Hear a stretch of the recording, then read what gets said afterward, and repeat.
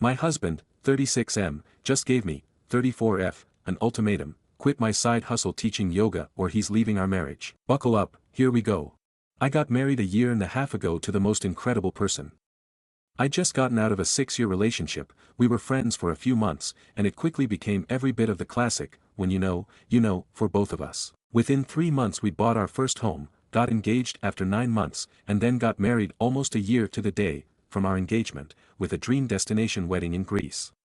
We've been together now 3+ years. It's important to know we are in multicultural marriage. My husband is Hindu Punjabi, emigrated from India over a decade ago, and I'm a white American. Greece was equidistant travel for both of our families, who get along famously and have really embraced our blending of cultures.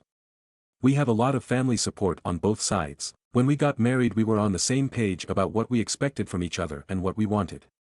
Our red lines were physical violence and cheating. We agreed everything else was figure-outable. One of those things we agreed on was fitness. Early in our relationship, we worked out together constantly, went on runs, etc. And we talked often about our mutual desire to continue to cultivate a long, healthy life together. A few differences to note: he grew up in a household with very traditional gender roles in India. His father was verbally abusive to his mother, would go days giving her the silent treatment. My husband has been open about how witnessing this affected him growing up. His parents have worked it out over time, but his mom has shared openly about this dynamic with me.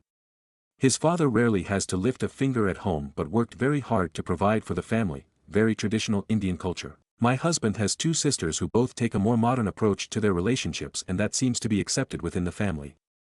My parents split responsibilities 50-50 as often as possible, both worked full-time, they've always been best friends, and I rarely saw them argue. My husband is easily triggered and very reactionary, works on it in his own way but refuses to try individual therapy. Shortly after we got together, we moved to a new state for his job about an hour north of the city where we met. Had lots of friends. He worked a mid-shift at the time and wasn't getting home until 1 to 3 a.m. The first year of living in our new state, the hour drive made it harder to see friends regularly and I was home alone all the time. Integrative nutrition and movement gave me my life back a few years ago after being diagnosed with a chronic illness, so after about a year of living in our new state, I found a local fitness studio to start taking classes to tone up for our wedding and meet some friends. My husband has had on-off issues with marijuana, very all-or-nothing kind of person, no balance when weed is in the house, so that started to creep back in just before we got married. It's a daily fight for him and I'm here to help him through it. Every few months, he relapses, goes on a bender and then realizes it sends him into a deeper depression. Being loved by a supportive partner gave me another level of confidence. I felt like I could pursue just about anything and we'd somehow make it happen. I'd been a fitness instructor in college and had always wanted to pick it back up, so with his late-night schedule, I signed up for a yoga teacher training program and started the weekend we returned from our wedding. It was every other weekend intensives and a big time commitment, but I made a point to try my best to nurture our free time together. I ended up loving teaching yoga, made lifelong friends, and was the first of my cohort to be offered a job right after training at the studio. Teaching at this studio is highly competitive, usually you have to do a mentorship, but they let me get right on the schedule. I was thrilled. My husband started experiencing pretty significant job stress around this time, and honestly, a really awful boss situation. We've all been there, and started showing symptoms of high-functioning depression, in bed for both weekend days doom scrolling and watching football, withdrawn from activities that used to make him happy, no desire to spend time with friends and limited energy to spend time with me. His parents, my parents, and some of our friends noticed the change. Instead of a partnership, he started expressing his desire for me to act more like a stay-at-home wife, dinner on the table every night, house tidy as my main responsibility. I also work a 9-to-5 remote from home and am the breadwinner, so it was hard to have this expectation morph from a shared responsibility to solely mine. All of this was building until we found out I had an aggressive form of pre-cancer and had to see a specialist for treatment in another state, 8-hour round trips every weekend for months. The whole thing seemed to give him purpose again, and confronted with my potential early mortality, we spent our car rides talking about our dreams and life goals. We dreamed up an idea to start a matcha and cold-pressed juice camper to have a little side business together on the weekends and started moving forward with that, but as soon as I got the all clear last June, he fell right back into a depressive episode. I tried to plan small activities without putting too much on his plate. Work stress was still at an all-time high, but after a while, he started to resent me for keeping him away from being in bed. I continued with our business plans alone, kept teaching yoga, working my 9-to-5 and holding it down for him at home, but no amount of me would help pull him out of the work-bed depression cycle. In his darker moments, he expressed that he felt like my job teaching yoga was taking away from my ability to be there for him. When I ask for specifics, he likes to tell me I should know, and that no matter what I did, I was somehow falling short. At this point, I'd fallen in love with teaching yoga. My classes started waitlisting, helping my students gave me passion and purpose, and I'd finally found real community, which was such a bright spot when there was no effort being put into our partnership at home. Our fights began to escalate and I found myself on the receiving end of low blows, name-calling and verbal abuse. I tried so hard to meet him where he was and stay neutral non-reactive, but you can only be called a bitch so many times without losing it on occasion. This past November, he was promoted and finally had normal work hours. I switched my workout schedule at the studio to mornings so that I could be there for him when he got home at night, with the exception of one night a week. When I got offered a second-class weekend spot on the yoga schedule, because my first class was doing so well, I wanted to accept it immediately but made a point to ask him first. He said he was okay with it but hated the idea. Over the past year of teaching, it's been hard seeing instructor friends' husbands show up for them. Something about this gig my husband just hates and I wish he could just be supportive and proud, but any time I spend at the yoga studio, max 3 hours weekly, he's expressed it takes away from him somehow. A girlfriend, who he knows well and I thought, likes as a human, from the yoga studio came over Monday night to do a little bit of work on a series we're doing together. I cooked dinner for us all, made sure my husband had what he needed, and after my friend left, I got in bed and gave him a hug only to be met by, "Get the fuck away from me," followed by 48 hours of the silent treatment, despite my pleading to try to have a conversation. Last night, he came to me and said, "It's yoga or it's me. You have until Sunday to quit your teaching job or I'm leaving our marriage," and I'm just gutted. I've tried to offer a compromise and even offered to take a short leave of absence from teaching, but he refuses to speak to me until I make my decision on Sunday, and apparently, it's all or nothing. Movement has saved my mental health. I've found so much purpose through teaching. Having a student approach me to tell me they sleep better on nights they'd taken one of my classes or they feel more relaxed or inspired in any way just absolutely lights me up. I finally feel seen standing up there and I've somehow gotten good at it. I love being of service to other people. Yoga has transformed my mental health so much that I stepped away from therapy in 2023, but out of desperation I reached out to my former psychologist for an emergency session this morning, who told me to hold the line and not quit just because he's threatening to leave. Hearing her say, "The hardest thing you will ever do is say no and then watch what he does next," has ripped me to my core. I still love this man and desperately want to make it work, even though I know if I were to hear this story from a friend or stranger, they'd tell me to run. I finally told my parents what's been going on. They're supportive. I quietly reached out to his sister, who reassured me that we are family and they'd knock some sense into him, but am I missing something here? The ultimatum seems like it's about something so much deeper than my yoga job, but it's ripping me apart that the person I love wants me to quit something I've become so passionate about. Not sure what my next move is, but I'd love to hear any takes from fellow internet stranger friends. Edit. I have asked him to seek individual and marriage counseling. The ultimatum he gave is totally rooted in an attempt to control me. My current plan is to give him options, one of those options being therapy or mediation of some kind. Stories number 2. My 31F boyfriend, 30M, staunchly believes we did an art class together a long time ago. We never did, and it is tearing our relationship apart, as he thinks I am lying, and I don't know what to think. This is kind of weird, but I am at the end of my rope with this. Me and my Tom recently started dating again. Currently we have been together for 6 months now.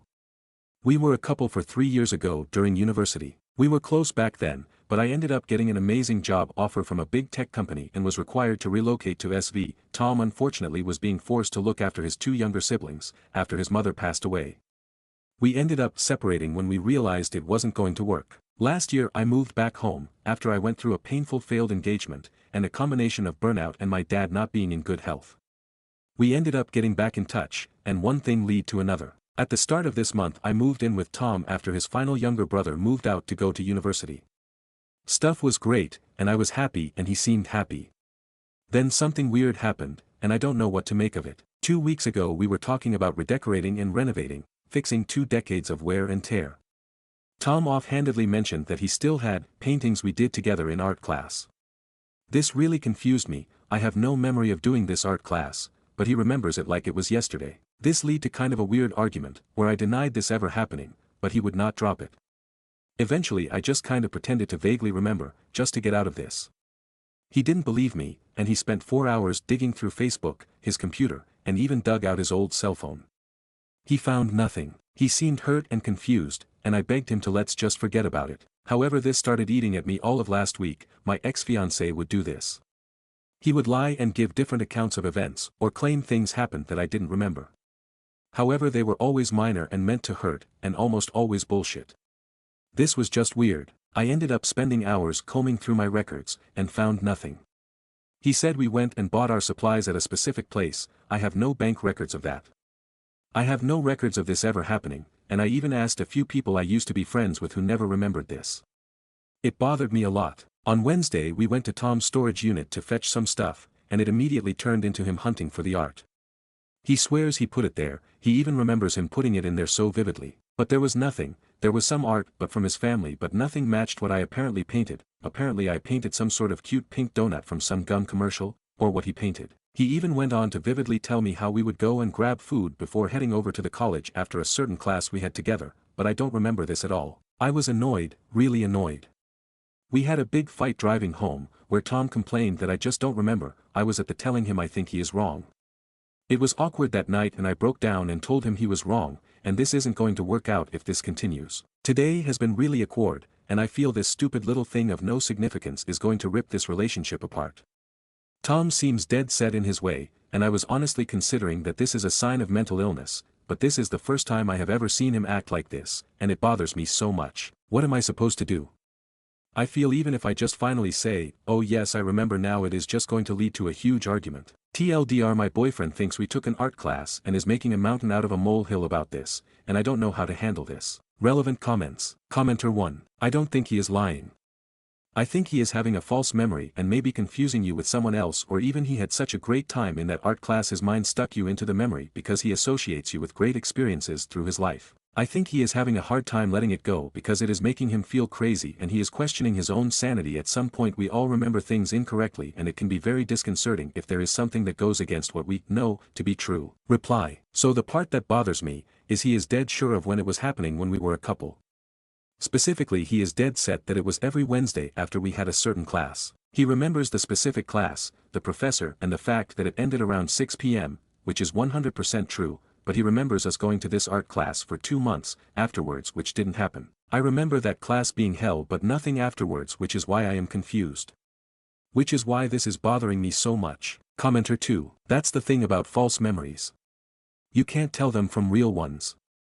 My boyfriend will insert me into some of his old concerts and I have to tell him I wasn't there.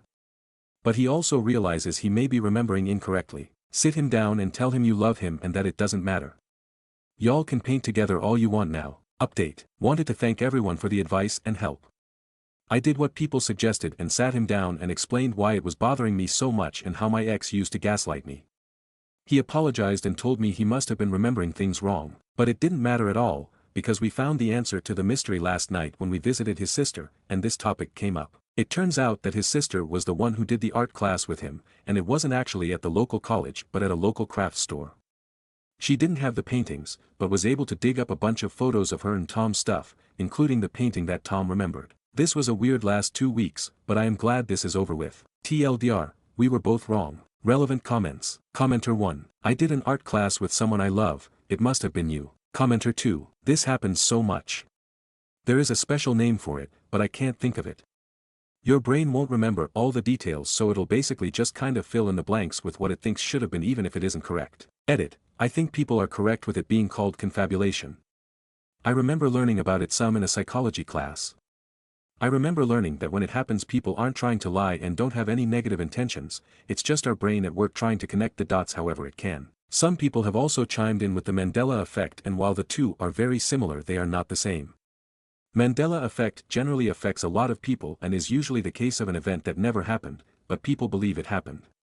Again, people aren't necessarily lying when it happens. Confabulation is mostly about when an event really happens, but your brain can't recall everything, so the brain just decides it's going to fill in the blanks with what it thinks is best fit, even if that's not what really happened.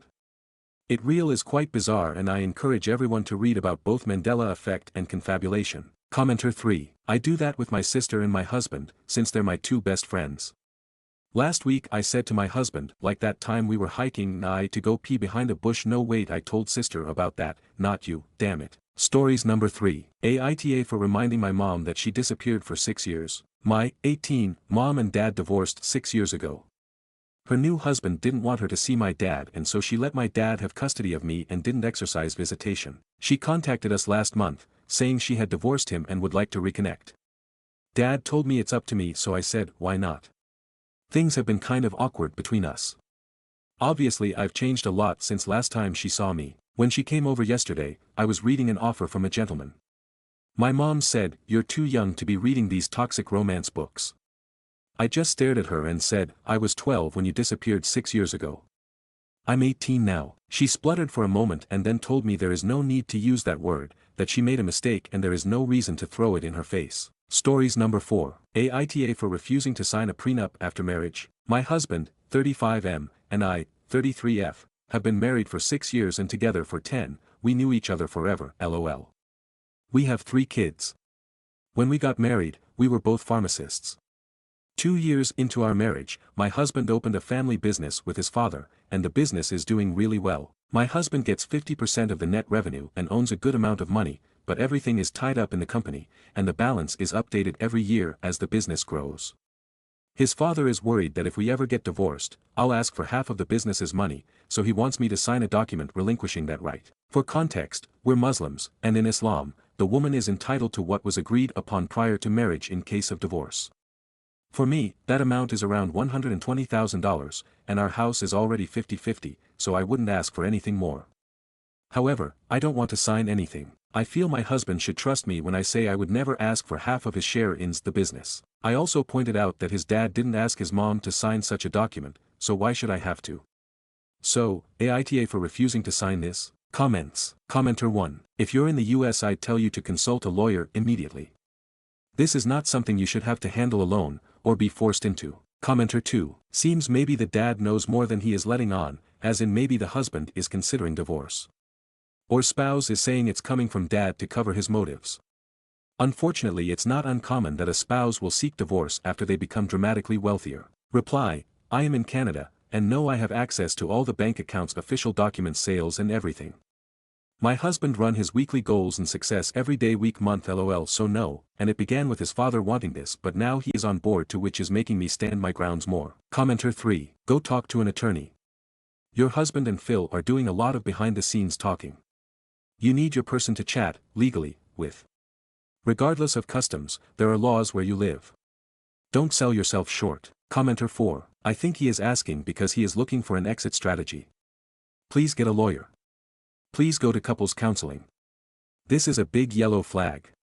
Men who are wealthy and happy do not ask these questions. Commenter 5. To me it sounds like the dad is afraid of losing the business in case of divorce, not the husband. If suddenly OP owns 25% and wants to be bought out of the company, where all the money is tied up, they might go bankrupt, assuming they'd have to sell their equipment, for example. OP says she wouldn't want that and is fine with the religious ruling of a theoretical divorce. But a family court may see that differently to ensure OP's and the kids' financial well-being, besides the fact OP could change her mind. Reply, yes, this is it. As far as I know, we are very happy and nothing is wrong. We recently moved to a bigger house and he was the one to say that he wants it 50-50. I wasn't on our previous house as I was still studying. When I told him that he should trust me, he said in case of divorce things can be ugly and you can change your mind. He is right in case I caught him charting or anything, but otherwise no. Update. First, I want to sincerely thank everyone for their words. I truly benefited from each and every comment, and I felt so empowered reading your perspectives. I couldn't sleep last night thinking about what to say to my husband.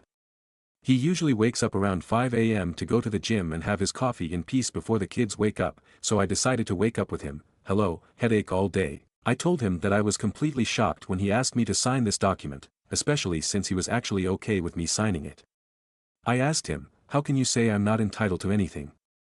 I work my ass off from 9 to 5, then come home to cook, take care of the kids, and handle bedtime. And at the end of the month, I don't see a penny, everything goes to the bills. Sure, he pays for our trips, clothes, and gifts, but I never ask for anything or tell him what to buy me. Then I brought up religion. I told him, if you want to talk about religion, let's be fair about it. Islamically, my money is my own, and you're not supposed to use it. If that's the case, I want every dollar I earned back, around $300,000 for the 5 years I worked. I also told him that if he really wants me to sign, I will, but with my own lawyer. Because apparently, I've been too naive and should have known better. Finally, I told him that we were supposed to be saving together, but now he's saying that in case of divorce, I get nothing. So what was all my hard work for? At one point, I got really emotional and started crying because I was genuinely hurt that he thought this was okay. That's when he hugged me, apologized, and promised he wouldn't ask me to sign anything. He even said he's willing to put half of everything in my name right now, just not the controlling rights and whatnot. I still have a lot to process, and the meeting with the account who suggested this in the first place, but at least for I feel heard. Thank you all again for your support. Comments. Commenter 1. I'm so happy to hear this update and hope your husband stays in your corner and stands up to his father. Good luck. Reply. Thanks, me too, only time will tell. Commenter 2. NTA. This is all good to hear. However, now you know exactly what your FIL thinks about you. Commenter 3. Hoping FIL never needs a full-time caregiver. Commenter 4. Congratulations, you acted maturely and were spot on. Reply. Honestly, if it wasn't for this community I wouldn't be able to do it this way. I don't talk to my parents when my husband and me fight because they will take my side, especially when things like this happen, so I prefer to discuss with starters. You really put everything into perspective. How I didn't save a penny from my work, how I am raising the kids and everything, so really thank you. Commenter 5. We are sure there is no mistress. Reply. For now, yes. I mean, as I said, never say never. My husband and I were high school sweetheart and he did cheat on me at some point when we were young, but never again, so maybe he is back to his old self. Time will tell and how the next few days unfold. Stories number 5. Aita for kicking my uncle's ass after he called me the N-word, hard R, and then beating my cousin's ass for hitting my sister and calling her the N-word too. So this is a long one, and I'm not sure if I'm in the wrong, so I'm asking for your take on it. This all went down at a family barbecue, and it turned into a complete mess. Honestly, I still can't believe everything that happened, but I'm trying to figure out if I took it too far or if I was justified. It started off like any other family gathering, right? People were eating, laughing, catching up. I was just hanging with my cousins, staying low-key. My uncle, let's call him Uncle Jay for this, was there too, and I've always had this weird relationship with him. He's never really been that close with me or anyone in the family, and to be real, he's always had a habit of saying some messed up stuff. Nothing too serious, but he definitely has a history of making questionable comments. I don't like it, but I've just tried to keep the peace and not start drama. Anyway, during the barbecue, things took a turn. My uncle started making some passive-aggressive comments, like talking down to me and trying to get under my skin. I let it slide at first, because I wasn't trying to start anything, but then he just flat out calls me the N-word, with the hard R. He said it loud enough that everyone in the family could hear. I froze for a second, not sure if I heard him right, but then he said it again. And this time, he's laughing like it's some kind of joke, like it's funny. I honestly couldn't believe it. This wasn't just some slip of the tongue or a casual joke, this was blatant disrespect. I wasn't about to let him get away with that. I walked right up to him, and I kicked his ass. I mean, I really went in. I wasn't holding back. I'm not a violent person, but I've never had anyone talk to me like that, especially not family. I felt like I had to do something. People tried to pull me off him, telling me I shouldn't have gotten physical. They were saying things like, you should have just walked away, or, you don't have to be like that with family. But it was more than just words, it was about respect. He crossed the line, and I wasn't about to just stand there and take it. After that, people were really shocked, and there were whispers all around, but I was still heated. But here's where it gets even worse. While I'm dealing with my uncle, I find out that my cousin, let's call him Cousin D, had hit my sister. I was already fuming from what had happened with Uncle Jay, but then I hear that Cousin D not only hit her, but he also called her the N-word, the hard R too. Now, my sister is younger than me, and I've always been protective of her. I wasn't going to let anyone treat her like that, especially not after seeing how disrespectful people were getting. I went straight for him. I'm already upset, and I wasn't about to let him think he could get away with that. So, I went up to Cousin D and kicked his ass too. I know it sounds extreme, but at that point, I just lost it. He needed to know that you can't do that to my sister. You can't talk to her like that or hit her. I wasn't going to let him slide, just like I wasn't going to let my uncle slide. After everything settled down, my aunts and uncles were furious. They kept telling me that I should have just handled it differently, that I should have talked things out instead of getting physical. Some of them said I should have been the bigger person, but to be real, in that moment, I felt like if I didn't do something, they'd just keep thinking they could get away with that type of disrespect. I wasn't going to let it slide, not from my uncle, not from my cousin, and definitely not when it comes to my sister. Now, everyone's acting like I'm the one who messed up, saying that I should have handled it more calmly. But honestly, I feel like I did what I had to do. Am I the jerk for kicking my uncle's ass and then beating my cousin's ass for what he did to my sister, or should I have just let it go? Stories number 6. My 35F husband 33M keeps dulling our family's shine and I think it's why our child has self-esteem issues. Edit to clarify, my husband has a hard time regulating himself when the children are curious and emotions and energy are high. Same for me, if I have something exciting to share, he doesn't show excitement or interest.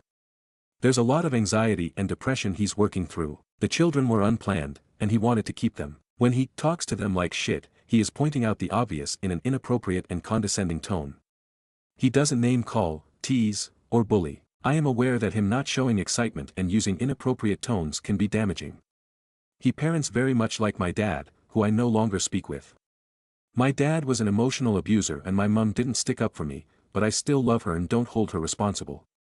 My husband is not abusive to me. He has never made threats to any of us, and neither is he manipulative. He quite literally can't cope with our family having high emotions and energy and does not seem to have the capacity to respond appropriately.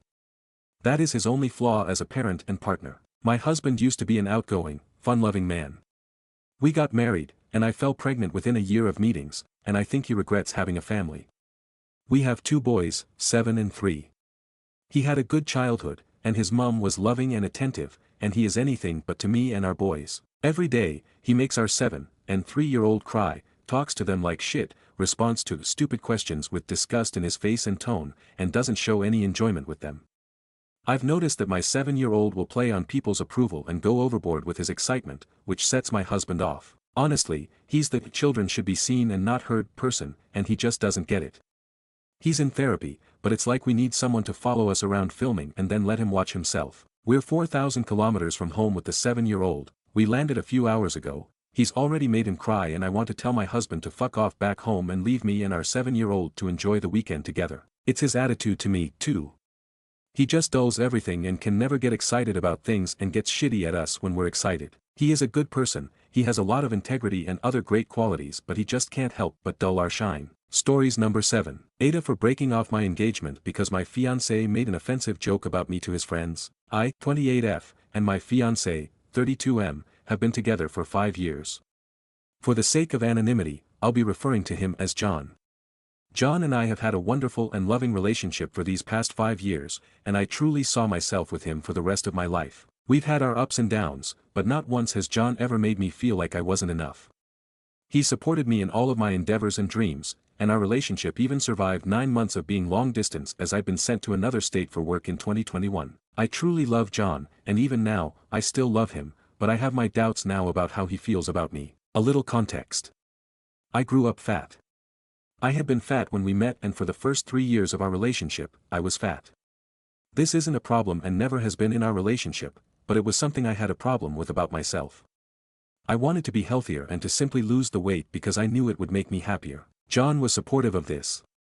He said he'd love me no matter what form I took because it was my heart and soul he'd fallen for. I had believed that as I had no reason not to.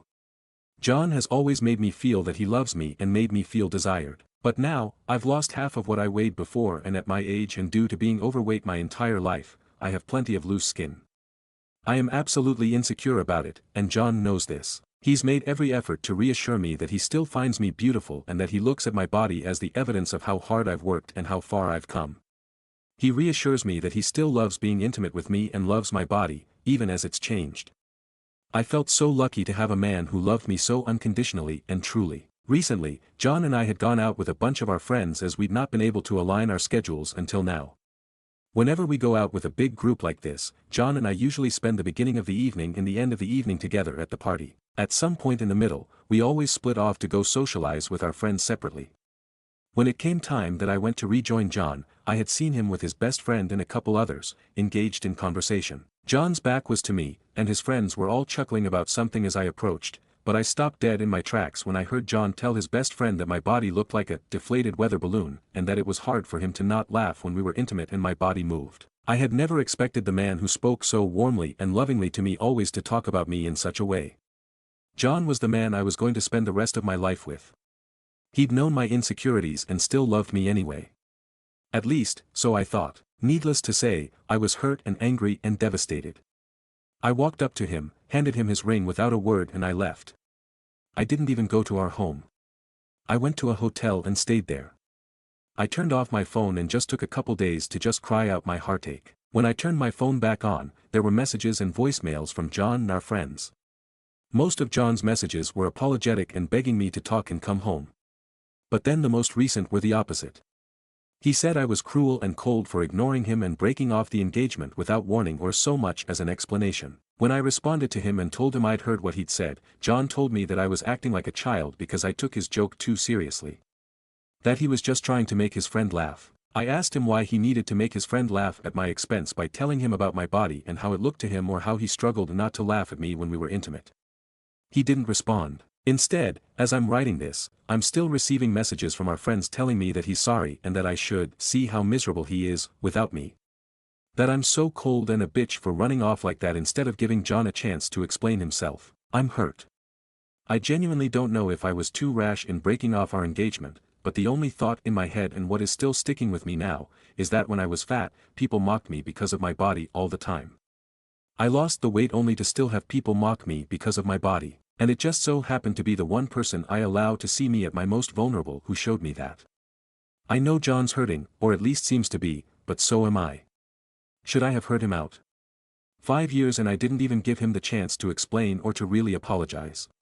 I just shut him out immediately. I still love the man, those feelings don't go away overnight, but I don't want to hear his apology. I don't want his explanation. I'm just angry and hurt, and my friends seem to think I'm throwing away my relationship over something easily fixable. Ada has no consensus bot, OOP was NTA. Relevant comments. Downvoter commenter, so you blame him for seeing your body in the same way as you see it and for admitting the truth to his friends? Being a supportive partner doesn't mean that you should be in denial of reality, it just means that they should still love you anyway. Sometimes that means giving people a chance when they say a truth even if it hurts us. So anyway, good luck with finding someone else, genuinely hope it works out for you. Reply, I don't see my body as a deflated weather balloon, and I don't feel the desire to laugh when my body moves during intimacy. I'm insecure about the loose skin, yes, but I have never described my body in such a way. His making a joke about something I'm so insecure about to other people who do not need to know the details of my body like that, and to know that he's telling jokes that directly contradict his words he's spoken to me feels like a betrayal. If he sees my body in such a way, he's had many opportunities to tell me that, as I've given him the space to do so.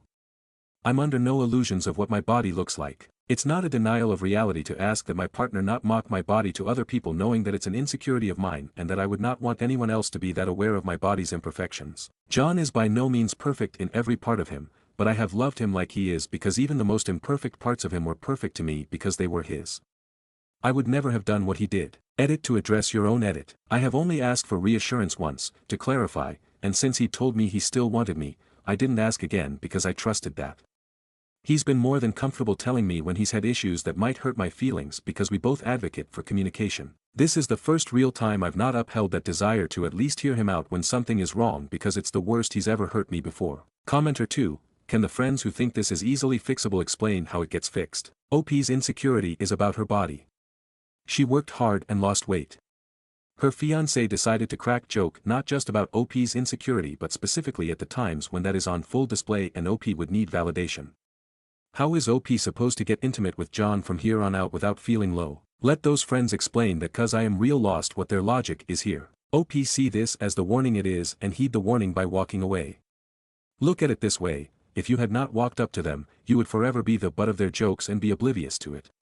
Now that you know what you know, you have to wonder what else has John used about you to make himself feel better. Break up and remember something, flabby skin is temporal. It goes away. A little more hard work and you will not even have memory of it. Your dignity is forever. Let John have his laughs. Have your dignity. Well done on the weight loss. I am still struggling with a gut. NTA and sorry this happened to you. Commenter 3, NTA. You can never unhear those words, and if you gave John a second chance, they would play in a loop in your head anytime you try to be intimate with him. Save yourself the long-term heartache and dump him now. And congratulations on getting rid of all of the excess weight. Update. Firstly, thank you. All of you. Every one of you who offered solid advice and even just kind words. It's meant the world to me. Second, I have left John. I don't intend to go back or try to fix things, and it's not my responsibility to do so in the first place. And it's not something that can be fixed anyhow. A lot of you said it would be hard to forget that he'd said that, and you're all right. I saw him once just to move my things out with the help of my brother, truly my hero in all of this, and despite the apologies and begging for me not to go, all I could hear was his joke and the way he laughed when he said it. It was like it was all I would ever hear from his mouth no matter what he actually said. I told him that if he actually loved me, he would have never treated me like a joke, and that was the last thing I said to him. He's tried calling but I've blocked his number. I'm staying with my brother and John's been smart enough to not come by because my brother told him if he walked onto his property, the only way he'd be leaving is in cuffs or a bag. John seemed damn intimidated by that, thankfully. So I feel safe here. Going forward, I know I'll be okay. I'm going to take time to focus on myself, move, and work towards my own goals. I think it will be a good way to let go of this relationship and what could have been by reminding myself of who I am outside of it. Thank you again. Edit. I showed my brother these posts and the comments and he said he'd buy all of you a drink if he could, and could reasonably afford it. Editor's note, OOP wrote a post about a different ex 4 years ago, prior to getting together with John. Second edit. I don't want to have to explain this over and over just in case, so I'll put it here. If you're going to bring up the unsent letter I've posted 4 years ago, here's the explanation, https www.reddit.com Aita Su0JJBSLZAL. Reply, John knows about that letter. It was something I wrote because of a suggestion from my therapist resolve my thoughts about a boyfriend I had before John that used to make me anxious when I wasn't responded to. He actively supported my writing it as he knew it would help me get the feelings out and the words I wished I could have said to that man. He's even the one who suggested I post it in the unsent letters Reddit because it's the digital equivalent of putting a letter in a bottle and setting it adrift at sea. Maybe it will reach him, maybe it won't, but at least you'll have let go. Direct quote. We were very happy and supportive of each other. He's just done something now that I can't look past or forget. Last edit because it's beginning to irritate me lol. The letter that was posted 4 years ago was not written 4 years ago. It was written like 2 months after John and I got together. He and I had a long-standing friendship before our relationship began, so he knew all about the ex-boyfriend and how everything went down. A year into our relationship, I found the letter when we were clearing out old stuff out of my apartment, and we had a good chuckle about it. He encouraged me to post it on the unsent letters subreddit as a final farewell to the letter, that chapter of my life, and to show that I was free of it and doing so much better. Those of you who are hung up on it are free to speculate how that makes me an awful person or whatever it is you believe, but I am secure in the truth of it and what went on. I never expected for people to latch onto something from 4 years ago and somehow use it to justify their harsh opinion of me and their presumed narrative, but hey, it's the internet, that's what people do. I should have known. Anyway, aside from that, I appreciate you all for taking the time to listen, offer your words whether they be kind or not, and for simply letting me feel heard. I wish every single one of you success and good tidings. Relevant comments. Downvoted commenter, YTA, honestly sounds like John dodged a bullet. Yes, he made a joke at your expense and should apologize and never say that again. But if this is your level of foot out the door when something gets tough, then your marriage would have been a failure anyway. Marriage is hard. It's harder when someone has their foot out the door for any slight that happens. Reply, I never had my foot out of the door. I was all in with John. I gave him the opportunity to apologize over the course of this, and he never did. He continued to act like I was overreacting to a joke. This wasn't when marriage gets tough. The when marriage gets tough moments in our relationship were when he lost his job and I solely provided for our relationship for 4 months. Or when we had to be long distance because I had to travel for work for most of a year. Or when I was so depressed after the death of a close friend that I never left the house. Those were the tough times, and the both of us were there for each other. Not once did either of us make each other feel bad about any of it. I didn't mock his insecurities to my friends. When he lost his job, he was so convinced he was a failure and a poor excuse of a man. I never did or said anything to reinforce that line of thinking because it wasn't true. I don't need to explain my choice to you, but there was no writing on the wall before this.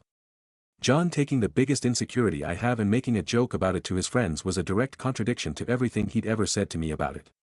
Instead of saying an actually funny joke, he decided to strike my most vulnerable point as a joke. And he doubled down on that point instead of apologizing genuinely. I have the self-respect and dignity to know that I don't want to be with someone who can just mock their partner's insecurities to others and then have the audacity to tell their partner how they should feel. I won't respond to anything you say if you reply to this, but funnily enough, I know you aren't him but you've said a lot of the same sentiments John did. Commenter 2, I'm floored he's mad you won't let him explain himself. What's to explain? He said what he said. Block the numbers of any of the friends defending him as well. Commenter 3, You branch, but I have to say that I am impressed by the size of your ovaries. Not meaning to sound condescending in any way, shape, or form, but here on Reddit you read so many stories about people from all walks of life who take whatever BS their partner hands them, because they love them so much, especially if they have been together for a while. Hell, sometimes even 6 months is enough for them to lay their dignity on the floor. I love the way you love and respect yourself so much that you do not take that man's disrespect and BS. Indeed, someone who loves, appreciates and respects you would never make a joke like that, especially to others. On to better things, OP. Stories number 8. Aita for calling out my uncle in front of everyone after making weird comments on my girlfriend's looks and being too touchy. So basically, at a family barbecue last weekend, my uncle, mid-50s, kept making creepy comments about my girlfriend Kate, 21F, who I invited. At first it was backhanded compliments like, wow, you're way too pretty for him, but then it got worse. I would have snatched you up back in the day, and must be a struggle to compromise for me. He even joked about how my girlfriend must get hit on all the time and how I should keep an eye on her. On top of that, he was being way too touchy, putting his hand on her lower back, touching her arm when he laughed, and even leaning in way too close while talking to her. My girlfriend was clearly uncomfortable but tried to brush it off. She told me privately that it made her uncomfortable. I confronted him in front of everyone, straight up calling him a creep and telling him to knock it off in a loud way. He got defensive, saying he was just joking, and my mom told me I was out of line for embarrassing him like that. Some family members agreed with me, but others think I overreacted and should have handled it privately since everyone knows him as a joker and just loves making conversation, which he is good at. Some male cousins of mine are insinuating I was jealous and exaggerating stuff because my uncle talked to their partners too and they didn't have any complaints like Kate. My uncle said he was just making jokes, and he didn't mean any of them, and he is really disappointed that I looked at him as that kind of guy. Aita for calling him out publicly instead of pulling him aside. Stories number 9. My wife's friend think I'm being controlling by not letting my wife spend all her income on whatever she wants. Advice needed. My wife and I were really irresponsible with money in our 20s. I made about $100K a year through my 20s and she made $70K and we had a dirt cheap mortgage, so we pretty much did what we wanted as a dink couple. My hobby was cars, hers was buying jewelry and purses. Had credit cards with high limits, 40-50K each, but those were never maxed out and paid off monthly. We didn't have debt but didn't have any savings besides our 401 Burmese chots. At 28, she got pregnant and that's when our debt started to build. We bought our first new car, an SUV for $70K. After the baby, she stopped working but didn't stop spending. A $40K credit card was maxed out in a year because my income alone wasn't enough to pay it off monthly, plus all the baby shit we were buying. The next year another card was ran up to $40K. So last year we had a big fight about it and then a good talk and we closed all of our cards. We were going to be debit cash only from now on. I also got a big raise from $100K to $270K. I saved up 2 months worth of expenses for us and then started aggressively paying down our debt. I made a strict budget and any money above our budget went straight towards the highest income debt. I sold all of my project cars and we were down to her SUV and my commuter. I never kept her from going out with friends or doing her hobby, marathons, but said absolutely not to jewelry, purses, and any unnecessary clothing. My wife did fine for the last year and liked seeing our debt go down. But this year she has been hinting at a new LV bag and I shot it down instantly. Yesterday she got pissed that I said no again and said she's going back to work. She has a flexible career and can work part-time 1 to 2 days a week at the hospital and still make 35-40K. I told her sure, but she has to max out her 401K first, 23.5K, and then use the remaining money for whatever she wants. She said that's not fair and I shouldn't tell her what to do with her money. I said she has no problem calling my income our money but hers is suddenly just her money. Then I told that if she doesn't want to max her 401K, she can take over her car payment and student loan since it's her debt. Those two together are $2K a month. That shut her up but she still wasn't happy about it. She went out with her friend last night and this morning told me her friend thinks I'm being financially controlling. I don't agree, I think I'm being financially responsible. I want her to either max out her 401K before she spends money on stupid shit like a purse, or take over 2 of her debt payments if she wants to act like that money is all hers. What do you guys think? Is this being overly controlling? Edit, since people are asking and assuming, no, I didn't just take away her access to money. She still spends all she wants at Amazon or Target, goes out with friends all the time, does her hobbies. My hard rule is no designer shit until our only debt is our mortgage. She's not stuck at home with no money, Stories number 10. I'm planning to leave my husband and I feel so bad. Need reassurance. This is something I haven't told anyone about but have been planning with a friend of mine. Due to safety reasons, I have to pretend everything is fine until I get the green light from my friend to disappear. I'm absolutely miserable here with my husband and have pretty much been keeping to myself since I've started planning things with my friend. I just don't understand how my husband could go from my best friend to someone I despise and am afraid of. It all hurts tremendously.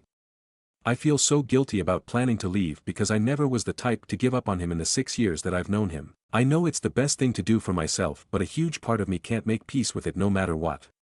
I just don't know how to navigate this. Edit. Since some people must know details, he was caught cheating while I was away on a work trip. I told him if it happened again, would want a divorce.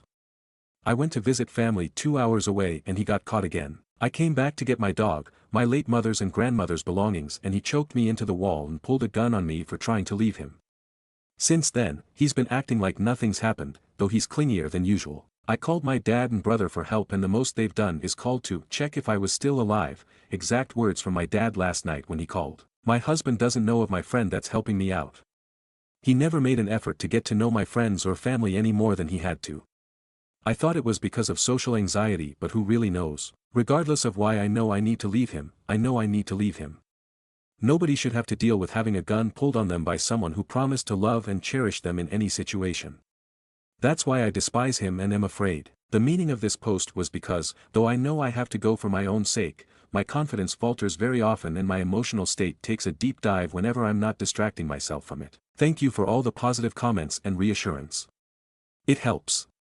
Thank you so much. Stories number 11. Aita for telling my dad's mistress I don't care about their possible deaths. My parents' marriage ended just over a year ago after my mom learned my dad was having an affair.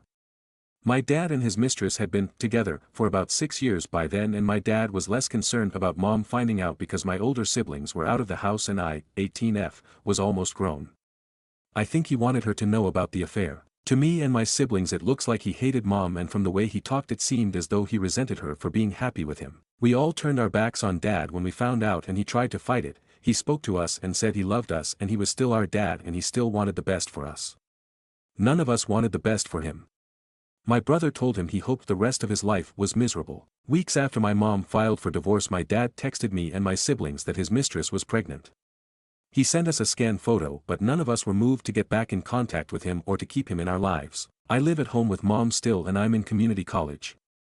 My siblings visit, but they live out of state now. A couple of weeks ago my dad's mistress showed up at the coffee shop where I work and she tried to talk to me. But I stayed professional and informed her there was no personal conversation that could take place at work. She left but came back when my shift was ending and she tried to talk to me as I walked home. I told her I had nothing to say to her. She wanted me to look at and meet her baby, but I walked away before she could get the baby out of the stroller. She showed up again a few days later and she did the same thing, only without the baby this time. She told me to think about how short life is and how our dad could die tomorrow and we would have shut him out of our lives for no reason. I told her I don't care if they die. I told her they were sick and twisted and I was letting him go, that I didn't care about him or her or the baby they had together. And I said if she wanted her kid to be protected from the truth then she better keep the kid away from me and my siblings because we wanted nothing to do with them and would not pretend to care just to make them happy. I said she needed to leave me alone or I'd make sure I went to the police about her stalking me. When I got home I had a random account DM me saying I was wrong to not care about people's deaths. Since she was the only person I said it to, I deleted it and moved on. But she told my dad's family and some of them told me I should still care about that, especially my dad and the baby because they're family. Another relative said the mistress hadn't done anything wrong to me or my family and didn't deserve to have it taken out on her when she owed my mom nothing. I brushed off what they said, but I guess it made me wonder if I was wrong to say it. Either way I won't apologize, but I'll just ignore if she or dad tries again in the future. Aita. Stories number 12. I have a growing utter disdain for my teenage daughter. This is probably more of a rant than anything, but I gotta get it off my chest. She's got inattentive ADHD that we finally got diagnosed and medicated, but she still has a lot of trouble being responsible at all. I feel like I'm constantly cleaning up after her and she's already trashed a brand new carpet. I've been telling this kid for 10 years to hang up her wet towels. I'm pretty sure she's not deaf. I think I love her, but lately, it's getting harder and harder to remember that. I honestly don't remember being this much of a pain in the ass, but maybe I was, and I thought by now she'd be off hanging with friends most of the time, but no such luck. She doesn't have a lot of friends. She gets along with pretty much everybody, but has trouble keeping friends. Probably cause she's an asshole. She's 16, so I at least have a couple more years of this, but every day I'm wishing she would just grow up and get the fuck out of my house. And every day I worry that will never happen. Don't get me wrong, as far as mother-daughter relationships go, ours is pretty good, though sometimes I wish she would tell me less. I think I'm doing pretty good keeping my negative feelings to myself, but it'd be nice to know I'm not the only mother who's been through this. Stories number 13. My ex texted me after 5 years apart, not sure how to respond. My first post ever on Reddit. So my 29M ex-girlfriend, 33F, texted me 3 days ago out of the blue and just said, "I always think about you." To give some context, 6 years ago we dated for a year. I'd say we both fell hard for each other very fast. She wanted to get married and have kids very quickly, and I just wasn't in a great financial place to do all that. I was very much in love with her, but she eventually grew to resent me because I wasn't ready for a wife and kids. The relationship grew pretty toxic, and eventually she broke up with me and got pregnant within 3 months by some guy she met in a bar, which left me heartbroken. They had a shotgun wedding and moved away. It took me years to get over her, and during that time I was very depressed. But now she texted me that, and while I've since accepted our breakup, but I can't help but want to respond. She can be fairly toxic, so I think there's a good chance it's some kind of lost bet or dare, and I'd rather not be played the fool. I also have very little expectation for reconciliation, but curiosity is getting the better of me here. Any advice would be helpful. Edit update, again, this was my first Reddit post, so I wasn't sure how much of a response I'd get. Thanks for all your advice. Some things I left out for brevity. I found her extremely attractive, and when it was good I couldn't wait to be around her when we were apart. But there was a lack of respect from her towards the end of our relationship during a time when we were broken up in her mind. Even so, I thought of her on a daily basis with regret. After a couple years the grief I felt dissipated, and since then I've gotten myself a great job, new apartment, etc. Haven't dated much since then, but I'm working on it. The situation taught me a great deal, and I've definitely matured enough that I know I should respect myself enough to stay away, which is why I've let 3 days pass. I'd love to provide y'all the entertainment of a response, but having 50+ internet strangers confirm what I already know is enough for me to ignore her. Thanks again. Edit number 2, for the people wondering how this is real or how I could be even considering responding with the perspective I've gained from this, I get it, but a couple things. I've never been more physically attracted to another partner than her and haven't had romantic feelings for anyone since. I've had relationships before her that lasted around a year as well, but never felt like I wanted to spend my life with them, so I ended up breaking things off. It's also much easier to have the right answer when you're looking in from the outside. Stories number 14. 13-year-old got pulled out of class by the school nurse and got asked why she's gaining so much weight. My boyfriend's little sister was in tears all weekend because she doesn't want to go back to school tomorrow. She finally revealed that this past Thursday, she got pulled out of class to go to the nurse office. The nurse asked her if she was feeling okay at home, at school, etc. Then, she said that she and multiple teachers have noticed that she's gained a lot of weight very rapidly, which alarmed them. She asked if she noticed some mood changes, if she's eating more than usual, if her clothes still fit her normally. BFS sister was in tears the whole time, she said. She then got asked to get up and show her inner thighs, to see if her jeans are ripped from chafing. Is this allowed? Can teachers, nurses speculate on students' weights like that? And talk to them about it? We're not wrong to think this is inappropriate, right? I know weight gain can be a sign of depression or something more serious, and my BFS sister is very quiet and just stays by herself most of the time, so I get why the nurse teachers might have thought that, but I think it's extremely inappropriate to ask a teenager those kinds of questions, especially a 13-year-old, as if they aren't already self-conscious enough. Now, she doesn't trust her teachers, because she doesn't know who's secretly judging her. My boyfriend told me that she's probably not gonna go to school Monday, but this is just such a weird thing to say to a kid. I don't really know what you can do. She doesn't want to talk to her parents about it, she only told her brother and me. Yes, I have permission to post. Edit, she, BFS sister, said that when she got asked if her jeans fit her normally, she got embarrassed and kept saying ick. The nurse kept asking questions and she just kept repeating ick, and at some point the nurse asked to see her jeans. Nurse then asked if her jeans always chafe, she said ick again. Sorry, I wasn't clear. Edit 2. I do not see her all the time. Last time I saw her before this was during the holidays, and in August. Yes, I've noticed a little weight gain, but everyone's body changes, especially teens. No, I didn't notice an alarming weight gain. I get that the school see her more often than her brother and I do, so maybe she really did gain a lot more weight than usual. I've almost only seen her in baggy clothes sweats, but I simply didn't like how they went about it, because I know this will give her major body image issues. And no, she's not pregnant. 13-year-old got pulled out of class by the school nurse and got asked why she's gaining so much weight. Little update. Hello everyone, I would like to thank you all for the advice. I want to clarify a few things. About the chafing, she originally said that the nurse told her to show her inner thighs to see if her pants were ripped, hence why I wrote the op like that. After calming down a little bit, she said that when the nurse kept asking questions about her clothes, if they fit, if she noticed she'd gone up a size, if she'd outgrown them, she was so embarrassed and kept saying she doesn't know. After a little while, the nurse asked her to stand up and show how her clothes fit. She then asked more questions about the fit of her clothes, all while sister was stood up. The nurse asked her to move around a little, pull on her pants, asked her if she felt tight in her jeans, asked her if her jeans rubbed against each other a lot, etc. At one point, the nurse noticed her chafed jeans and asked her if that usually happens. She was not asked to spread or expose her legs. I, personally, still think it was inappropriate. I used to have a raging eating disorder in my teens, and this whole situation makes me so sad and angry for her. I honestly think I would have attempted suicide if an authority figure had asked me to do that at her age. About her weight gain, I did notice that her face is a little puffier than usual, but that's about it. She still wears the same clothes, she's not winded every time she takes a step.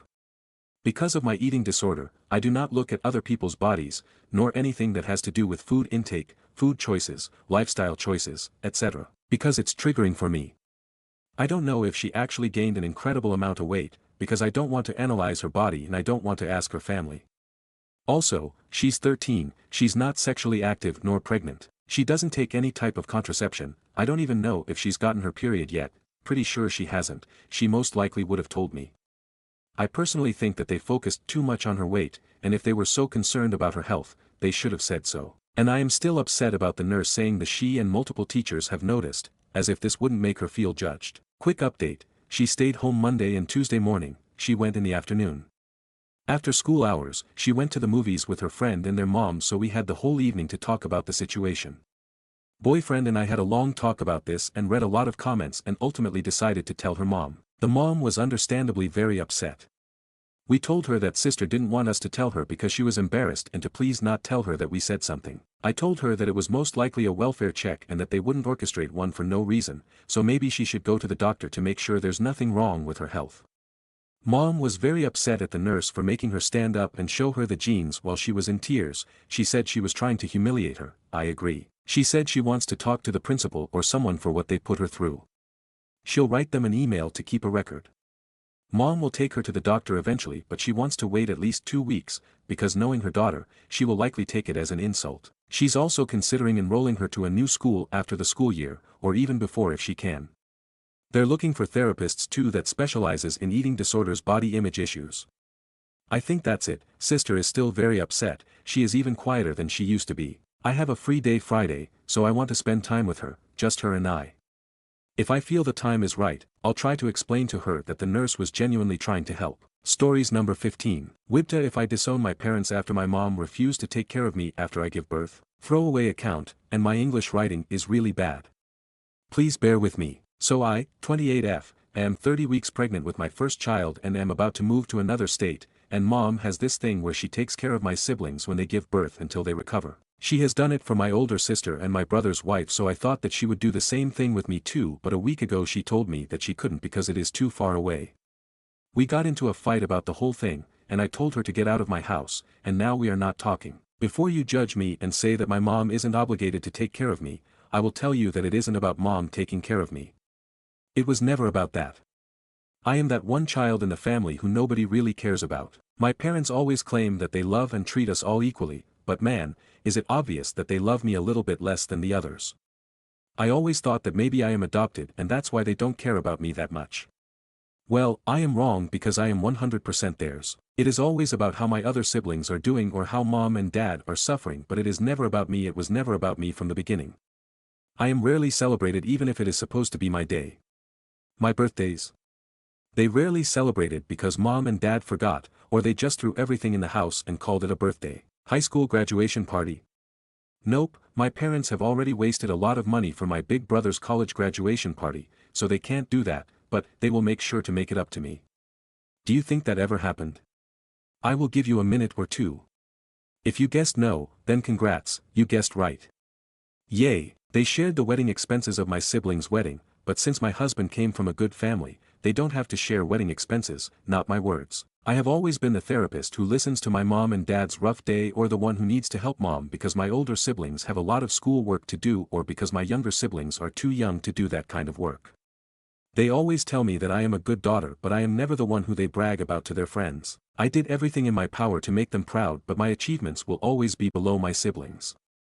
I have tried to talk to them about how I feel multiple times before, but the only thing I get is a hard scolding about how I was getting spoiled. I hated my life until I got out of that house, but I never had the courage to let go of them, thinking that they would change. Well, my mom just proved me wrong. Mind you that my older sister lives a whole ocean away from us, but mom decided that taking a 10+ hour flight to another continent twice was not hard at all, but all of a sudden taking a 4-hour ride to my home was too much. Especially when I am in a place where I don't know anyone except my husband. I am so fucking tired of them putting everyone else above me. So, I will make things right between us until I leave, because I don't want to end things on a bad note, and when I get to my new house, I will just cut all contact between us. I don't think that I have the energy to do all of this crap anymore, and besides, I have my lovely husband with me, so I will be alright and build myself a new family where I am truly appreciated and loved for who I am. Note, I am the third out of 5 children. My younger siblings are twins. Comments. Commenter 1. NTA. Tell her you can't keep in touch, it is too far away. Commenter 2. NTA. Yes, I agree with you. Make nice with your mom while you're visiting this time and minimize contact when you get back to your own home.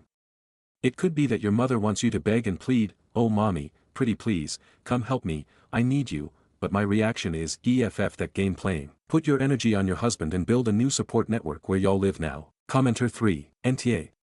Put them on a strict information diet. Stay off socials, inform your husband and his family that you want nothing posted on social media. Do not let them know when the baby is born or when you go into labor. Do not answer the phone, respond to email, texts, etc. Put them on a ban list to at the hospital if you have to. Gather more evidence of them singling you out, then when asked by others, you give them the full story. Maybe shame will cure them. Update. Hello. First, I would like to thank everyone for their kind advice. I was honestly shocked when I saw all of these messages.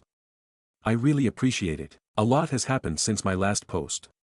I tried to call my parents, but they blocked and I couldn't reach them, but I was determined on getting the closure that the younger version of me wanted. So I called my older brother and I asked him if we could meet up and talk about the situation. He told me that he won't meet up with me after what I've done to our mother, and he berated me saying that I was an ungrateful person and that mom is in a lot of stress and pain because of me. I told him that it wasn't fair for him to just assume that I was the villain and that he couldn't even understand my point of view because they didn't treat him like they treated me my whole life. He knew that they treated me like their personal chef, maid and therapist for years, but they couldn't even give me the love and attention that I wanted for once in my whole damn life. He basically screamed at me through the phone that I was a piece of trash for saying that and that mom and dad treated us all equally, but I was just a damn narcissist who can't think about anyone but myself. I tried to talk, but my emotions got the better of him and I started breaking down on the phone and he hung up on me. I even started asking myself if I was really the narcissist that my family seemed to think of me. But my husband came to the rescue and helped me through all of this, but the doubt that maybe I was in the wrong still lingered in my head. I guess my brother told my parents that I called him because dad called about 2 days after that and asked me to meet up at their house. I was about to say no, but I couldn't because his voice was filled with remorse, so I thought that maybe just maybe we could get past the whole thing and I could drop the thought of cutting contact even if my mom doesn't want to help out. After like 3 days of talking to my dad, me and my husband went to their house to talk. I thought that it was going to be me, my husband and my parents talking, but they invited my brother and his wife.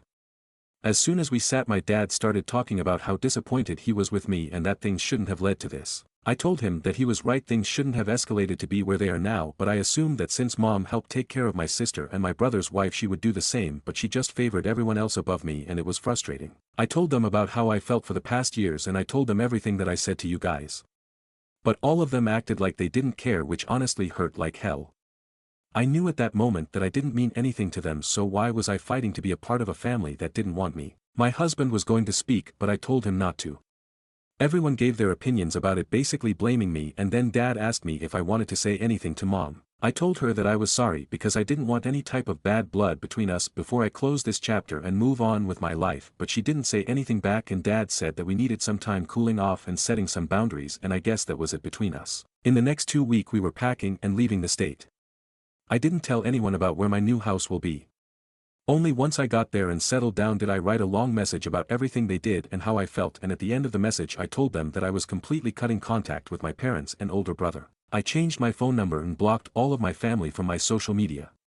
And you know what? My life has never been this peaceful in a long time. I am happy about everything and my baby will arrive any day now. It is honestly stressing, but I love it so much. We hired a helper around the house because why not? Now my day consists of sleep, take a walk, eat some more, have back and hip pains, and repeat, which honestly isn't that bad. Thank you for reading. Comments. Commenter 1. Sounds like you finally chose peace over drama.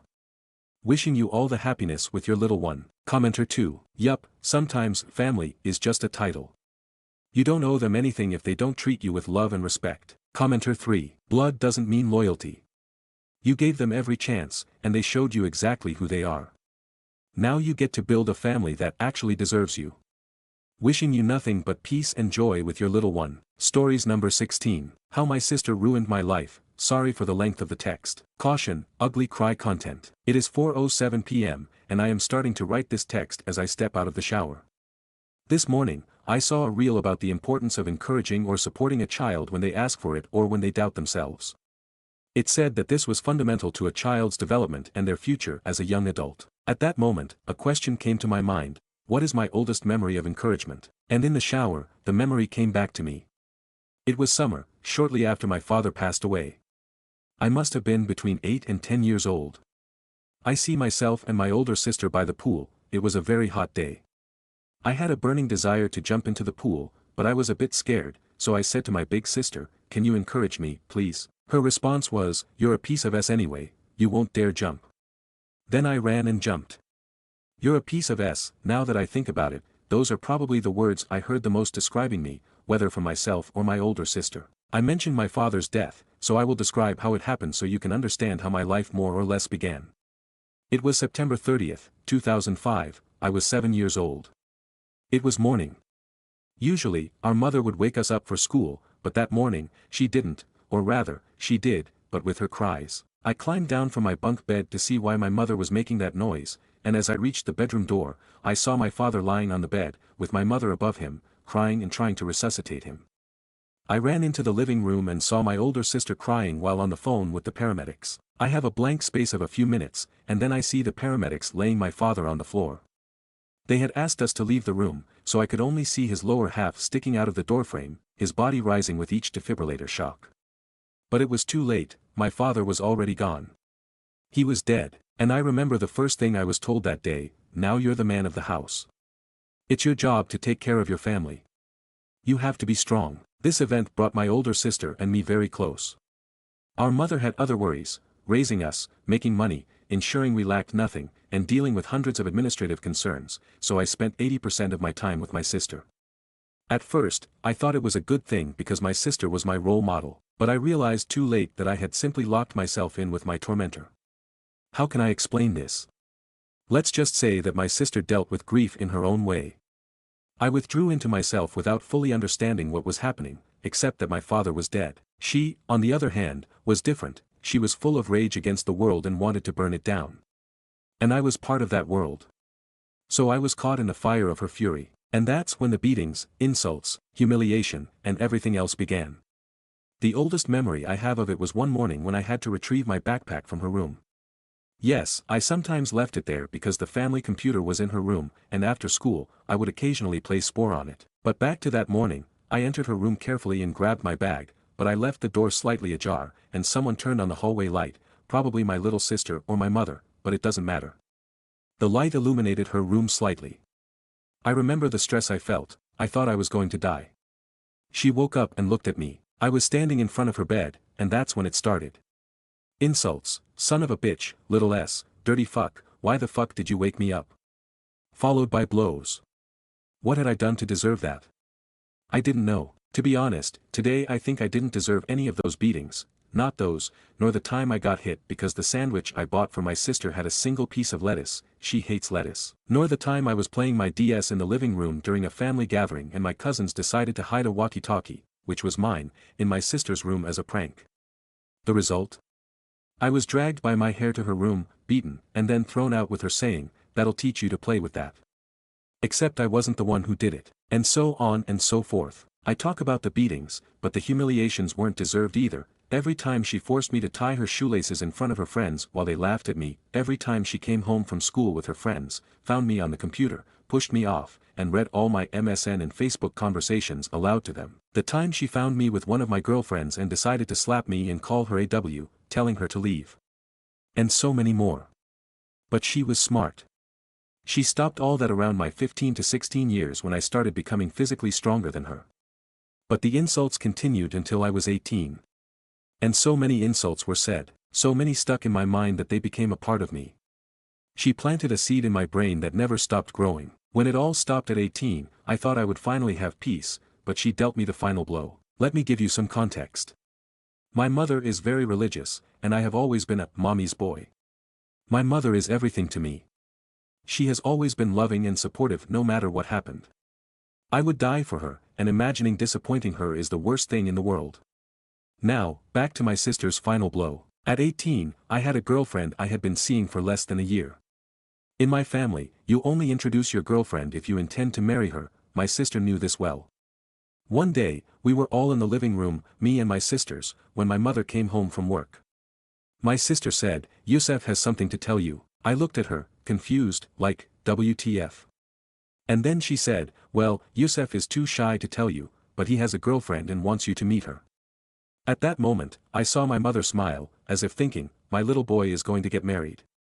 Meanwhile, my face was falling apart. Fast forward, I explained to my mother that I wasn't ready for marriage, that I didn't know why my sister had said that, etc.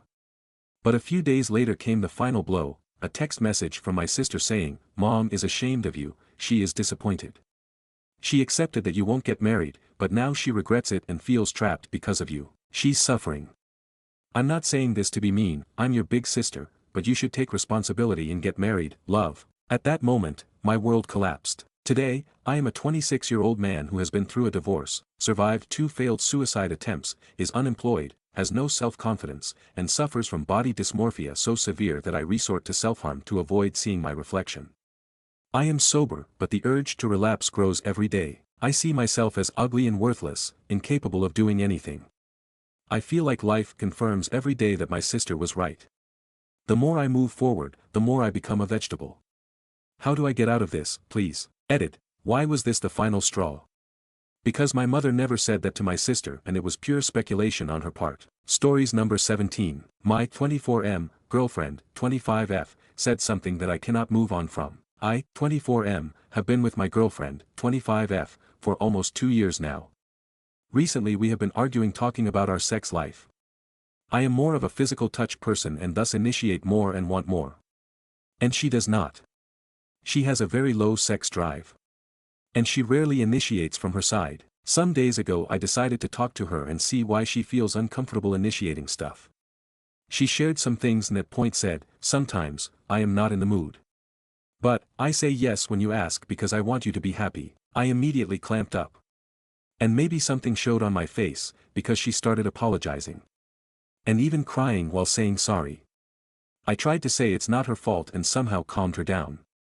She has asked me about it and I said I am not even thinking about it. But I can't stop overthinking it. I feel like the worst of worst scum. I feel like I pressurized her into sex. I feel so bad, I can't bring myself to even face her. And I can't talk to anyone about it. How do I talk to her regarding the matter? Stories number 18. Aita for ignoring my friend and ex-boyfriend after finding out they're secretly fuck buddies. I, F, 28, have been friends with someone, F, 28, for almost 20 years. We've always been close, and I've also stayed friends with my ex-boyfriend, M, 30, after we broke up a few years ago. Recently, I've noticed some weird behavior between my friend and my ex. After picking up on a few things, I realized they're secretly fuck buddies, but they haven't told me. The thing is, my friend has been acting really different and clingy towards him, which I find pretty uncomfortable. She's always trying to be with him and it just feels a bit over the top, especially since we're friends and I thought they'd be upfront with me. Aside from that, it is obvious that my friend is crazily in love with him. I'm hurt and confused. I feel like I should have been told, especially since I've known her for so long. I'm also frustrated by how she's acting, and honestly, it feels a bit disrespectful. I don't want to stir up drama, but I can't help feeling betrayed and left out. Because of all this, I've been ignoring both of them and declining every attempt they've made to hang out or interact. Am I the asshole or should I just let it go? Stories number 19. Confronted me. My sister, 32F, has been married to her husband, 35M, for 6 years. We've always been close, but recently she confided in me that she's been having an affair with her coworker. She claimed her marriage had been on the rocks and begged me not to tell anyone. Fast forward to last weekend, her husband showed up at my place out of nowhere, visibly upset. He told me he found some suspicious texts and asked if I knew anything. I panicked and said, "You should probably talk to her." That must have been a dead giveaway because he stormed off, and now my sister is furious. She says I basically confirmed the affair by being cagey and that I ruined her life. I told her I wasn't going to lie for her and that this mess was her responsibility. My parents think I should have done more to protect her, but I feel like she put me in an impossible situation. Aita. Stories number 20. My 27M, wife, 27F, cheated on me with my best friend, 26M. I don't even know where to begin. I can't describe how I'm feeling right now or how to process any of this. I made this account initially to see if anyone else has gone through something remotely similar to this, and unfortunately, it's not that uncommon. I apologize in advance for the length of this post. I just needed to get this all out cause I thought I'd go insane. I met my wife, we'll call her Sue, in college. We were both 18 at the time. We hit it off as soon as we went on our first date and were spewing I love yous within weeks of us dating. She kinda pursued me, but I was glad as hell that she did. We shared our deepest insecurities and secrets with each other, and when her dad passed away in her senior year of college, I was there for her through the whole ordeal. Her father had pancreatic cancer. And when he was hospitalized, I'd spend nights at the hospital with her so she wouldn't be alone. We got through it. And that point in time strengthened our bond. She told me she didn't know what she would have done if I hadn't been there for her. She called me her soulmate. I knew I was going to marry this girl, and sure enough, I popped the question about 2 years after we graduated. At that point in time, life couldn't get any better for me. I married the girl of my dreams, had a well-paying job immediately after graduating, and both our families loved us. My best friend, we'll call him DAV, and I had what I could only describe as an unbreakable brotherly bond, or so I thought. We had known each other since 3rd grade, and he was the brother I never had. He was also married, and moved away with his wife because she had landed a lucrative job at a big law firm. About a year ago, his wife died in a car crash, and this broke him. He moved back to our hometown after, but he was never the same. I tried to be there for him, but he wouldn't engage with anyone. No one understood the pain he was going through, so I asked my wife if she could talk to him, seeing as she had also lost a loved one and that maybe DAV could relate better with someone who went through something similar. Yes, I know now that this was a huge mistake. We'd pay him visits daily. She would spend hours on end at his place even without me there. They were going on hikes together, watching movies and not inviting me, grabbing lunch, all things couples do. Now obviously this was far more interaction than I had intended for them to have and it did make me uncomfortable, but DAV was doing much better from it. It's important to say that DAV and Sue never liked each other before all this happened. This is because Sue always thought he was a douche. Before he married his wife, Dave was bouncing from relationship to relationship, and even after he got with his deceased wife, he constantly cheated on her. As a result, Sue had a particular dislike for him and always questioned how I could be friends with someone with such low morals. This disdain for Chris is also what made me oblivious to what was to come. As I mentioned, Sue and DAV became inseparable, to the point where she would invite him to things I had planned for us as a couple. Moreover, she started portraying characteristics of what I now know to be classic cheater behavior, always on her phone, becoming increasingly distant, little to no intimacy, and coming home very late. At this point it was all too suspicious and one day she was texting and I asked who she was talking to. She said it was one of her girlfriends and when I asked to see what they were saying she became very irritated and called me possessive. When I talked to Dave about how uncomfortable their friendship was making me, he assured me nothing was up and even accused me of not trusting him and my own wife. I was getting gaslit. This continued until one day Sue went out again. She said she was going to her sister's for the weekend because she needed some space from me because I was driving her crazy with my accusations. I was still very suspicious and called her sister to confirm if she was indeed expecting Sue to visit. She confirmed that she was, but that Sue had not yet arrived. Mind you, she had left around 3 p.m. and her sister's place is about 4 hours away from where we live. It was now 10 p.m. Something in the back of my head told me to go to my friend's house, so I did. Sure enough, my wife's car is parked a couple of feet away from my friend's house. At this point it was clear as day as to what was going on, and I hate to admit it, but I cried hard. After a few minutes I decided to go in and see if this is really what was happening. I went in through the back door, which I knew would be open. I quietly made my way in and I could hear my wife moaning. I was shaking. When I made it to the door of his bedroom I could see through the creak. My wife, bent over on his nightstand. I'll never get that image out of my head. I'm literally crying as I'm writing this down. I pushed the door wide open and they both froze, staring at me. It took every ounce of my being not to beat the living hell out of DAV. I just walked away and got into my car. I could hear them scrambling and my wife started screaming at me to stop and that she can explain. I didn't want to look at her. I don't know what I would have done, so I just drove away. I cried the entire drive home and they were both spamming me with calls. I went to one of my college friends and have been here the past week or so. I can't eat, I can't sleep, and I can't think of anything else. I informed my work of what was going on and they were kind enough to give me time off. I've been getting phone calls from both DAV and Sue, as well as both our families. I let my family know I was alright and would be back soon, but I haven't responded to anyone else ever since. This hurts so bad. I want to die. I want to be gone from this world, but I'm too much of a coward to do it myself. I'm trying to be strong, but my resolve is wavering. How can someone you loved so selflessly do this? I don't know what to do. How do I deal with this? Please help me. TLDR, my wife cheated on me with my best friend and I don't know what to do. Help me. Update. First off, I wanted to thank you all for your support and words of advice. You all made this time in my life somewhat bearable. Some of you shared your own stories and made me realize that this is something I can come back from. I had many thoughts about self-deletion, but I think I'm past that now. Thank you so much for caring. Many of you were asking me for an update, so here it is. I don't know what to make of that. There are many more of those kinds of emails, but I wanted to share that one because it left me confused. I definitely don't know the person I married. What do you guys make of it? As many of you guys suggested, as well as family and friends, I contacted a lawyer and met up with her yesterday. I gave her all the details and she seems to be very motivated to help me come out of this as financially whole as possible, given the circumstances. I still love my wife dearly, but I don't know if this is something I can get over. I received lots of messages from DAV too, but I don't want to read them. I often switch from sorrow to rage and don't know how to feel right now. Should I try to see if reconciliation is possible, or should I just end this marriage now and save myself more heartbreak? My family knows everything. Apparently Sue confessed what she had done to everyone. I've been away from everyone for more than 2 weeks now and I still don't know what to do. The pain still feels fresh. Every time I close my eyes I can see nothing else but Sue and Dave together, and the pain doesn't seem to be lessening. I know most of you are saying to just divorce, and I would say the same thing too, but things aren't that black and white when you are the one in this situation. Given all this new info, I'd appreciate any advice, particularly from people who've been here. Betrayed spouses and waywards, how did you manage to move past this? Is it even possible? Right now I'm almost certainly going to move on with the divorce, but I just need reassurance I'm making the right decision. I've read all your comments and felt I needed to add this. I was told by her as well as family and friends that she has been living with her sister the past few weeks.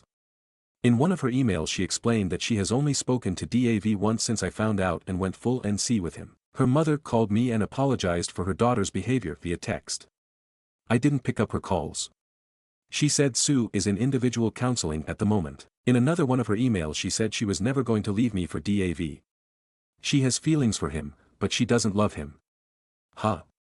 Dave is supposedly leaving soon, but is apparently holding it off until he speaks to me face to face. There's a lot of other stuff I haven't addressed and I'm probably leaving out some details, but some of my family and friends are saying I should just talk to her and move on from there. That's where I'm at now. Update 2. So I took some time off of Reddit and other social media to reflect on my marriage and the steps I was going to take moving forward. I was getting lots of advice from the kind people on here as well as family and friends. However, I wasn't sure what I really wanted. A lot has happened since then, so this might be a novel. Bear with me. When I looked back on the marriage, most of it was filled with little else but happy memories, which is why I was trying so hard to find a reason to stay. However, when I started thinking about her cheating, how she and Dave gaslit me and made me question my sanity, the only thing I felt was rage. The deeper I looked, the angrier I got. I will never forget how angry Sue would get when I questioned her on where she'd been when she came home late, or the disgusted look Dave gave me when I asked him, man to man, if there was anything going on between him and my wife. The cheating was bad enough, and even worse was that it was with my best friend. But the gaslighting, the fucking gaslighting. I will never get over it. Fair enough, I was played like the fool I was, but it takes a special kind of person to lie so effortlessly and so well. I don't know how they were able to flip the switch like that. I remember one night when she came home late, about 2 days before I found out, she was telling me how much she loved me and how horny she was when she was driving home thinking about me. Now I am almost certain she had come home from Dave's because she wasn't wearing any panties. She had sex with both of us back to back. I fucking kissed her. This whole situation made me feel like a wimp. How could I have let them walk all over me like that? I feel so emasculated. The more I reflected, the more I got the urge to head over to Dave's. But I couldn't. There is no justice for me, not with our justice system. They get to torment me, assault me mentally, but if I retaliate, I'm the one who gets put in jail for who knows how long. I spoke with my lawyer about this and she urged me not to do anything stupid. Not only would I go to jail, but I would jeopardize my chances in the divorce proceedings. She suggested I see a therapist, but I don't want to. I don't see the need. I was still getting spammed with emails from Sue, and they were just making me angrier. She was still spewing the same nonsense as before, and how miserable her life would be without me. She even had the nerve to send me Bible verses on forgiveness. If I mattered that much, why do it? I started going to work again because I wanted to be busy. Being distracted has really helped me cope better, and I don't drink as much as I was at the beginning. One day while at work I received a letter from Sue. I wanted to just throw it away but decided to read it. In it, she talked about her individual counseling and how it helped her discover some underlying issues she was having with herself. The biggest of all being her low self-esteem. She explained that the discrepancy in our attractiveness made her very self-aware and that deep down she wanted to feel desired by someone other than me. According to her, her sister has always been much prettier than her and this contributed to her low self-esteem. She said that even though she knew I was attracted to her and that I made her feel beautiful, she sought that validation from someone else. She apologized again and said it wasn't an excuse, but that she was simply looking for a way to make sure it never happens again if should I decide to give her another chance. She then proceeded to ask if we could try marriage counseling to work things out. I still didn't respond to anything she or her family sent me at this point, so I just ignored it. Anyway, I started the divorce proceedings and the first order of business was splitting our finances, and unfortunately, I couldn't untangle myself from her without her consent. We each have separate accounts, as well as a joint savings account, and unfortunately, I can't take what I'm entitled to from it without her. Even though I make significantly more than she does, and have contributed the most to the money in that account, I'll probably have to split it with her 50-50. So I just proceeded with filing the divorce papers. She was served a few weeks ago, and then the shit show started. The very day she was served, she showed up at my apartment with the divorce petition in her hands. I don't know how she found out where I was. We just stared at each other for what felt like forever, and all the pain from that night came back. All the emotions I felt returned with renewed vigor. I almost teared up again, but I didn't. She looked like she had been crying and she rushed towards me and tried to give me a hug. I gently pushed her away, and this somehow made her hysterical. She started shouting, asking why I was giving up on us so easily, and if we could just talk it out. At this point, I figured I just wanted to get away from her. Looking at her gave me a wave of different emotions, so I wanted to get away before I did or said anything I would regret. I tried going back to my car and she threw herself on the top of the hood. I asked her what she wanted, and she said she just wanted to talk things through, that we couldn't end our marriage in such a manner without at least clearing the air. I relented because she was clearly not taking no for an answer and was making a scene. We got into my apartment and I just sat down and listened to what she had to say. Again, she said she would do anything to save our marriage, that she doesn't love Dave, that she's sorry.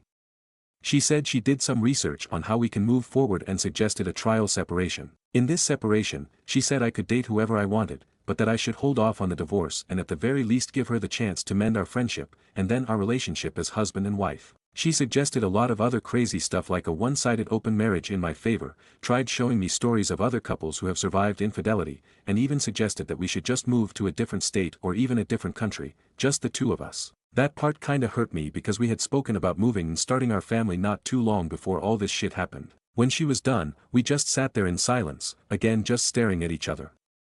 And then I asked her why. Why him? Why cheat on me with him and then come back only after I caught her? She started sobbing really hard when I asked these questions. She said she felt really guilty even during the acts but that she didn't know how to stop. That she was so deep in the affair that he didn't think of the consequences and what she was going to lose.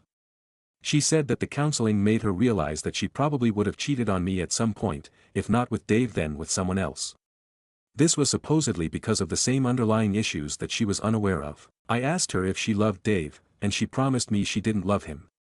That they haven't spoken since I left and that she doesn't even know where he is now. That she loved only me and would do anything to make up for what she has done to us. I asked her if she had ever cheated on me before all of this, and she swore on her dead father that this was the first and last time. I asked her who else knew about her and Dave.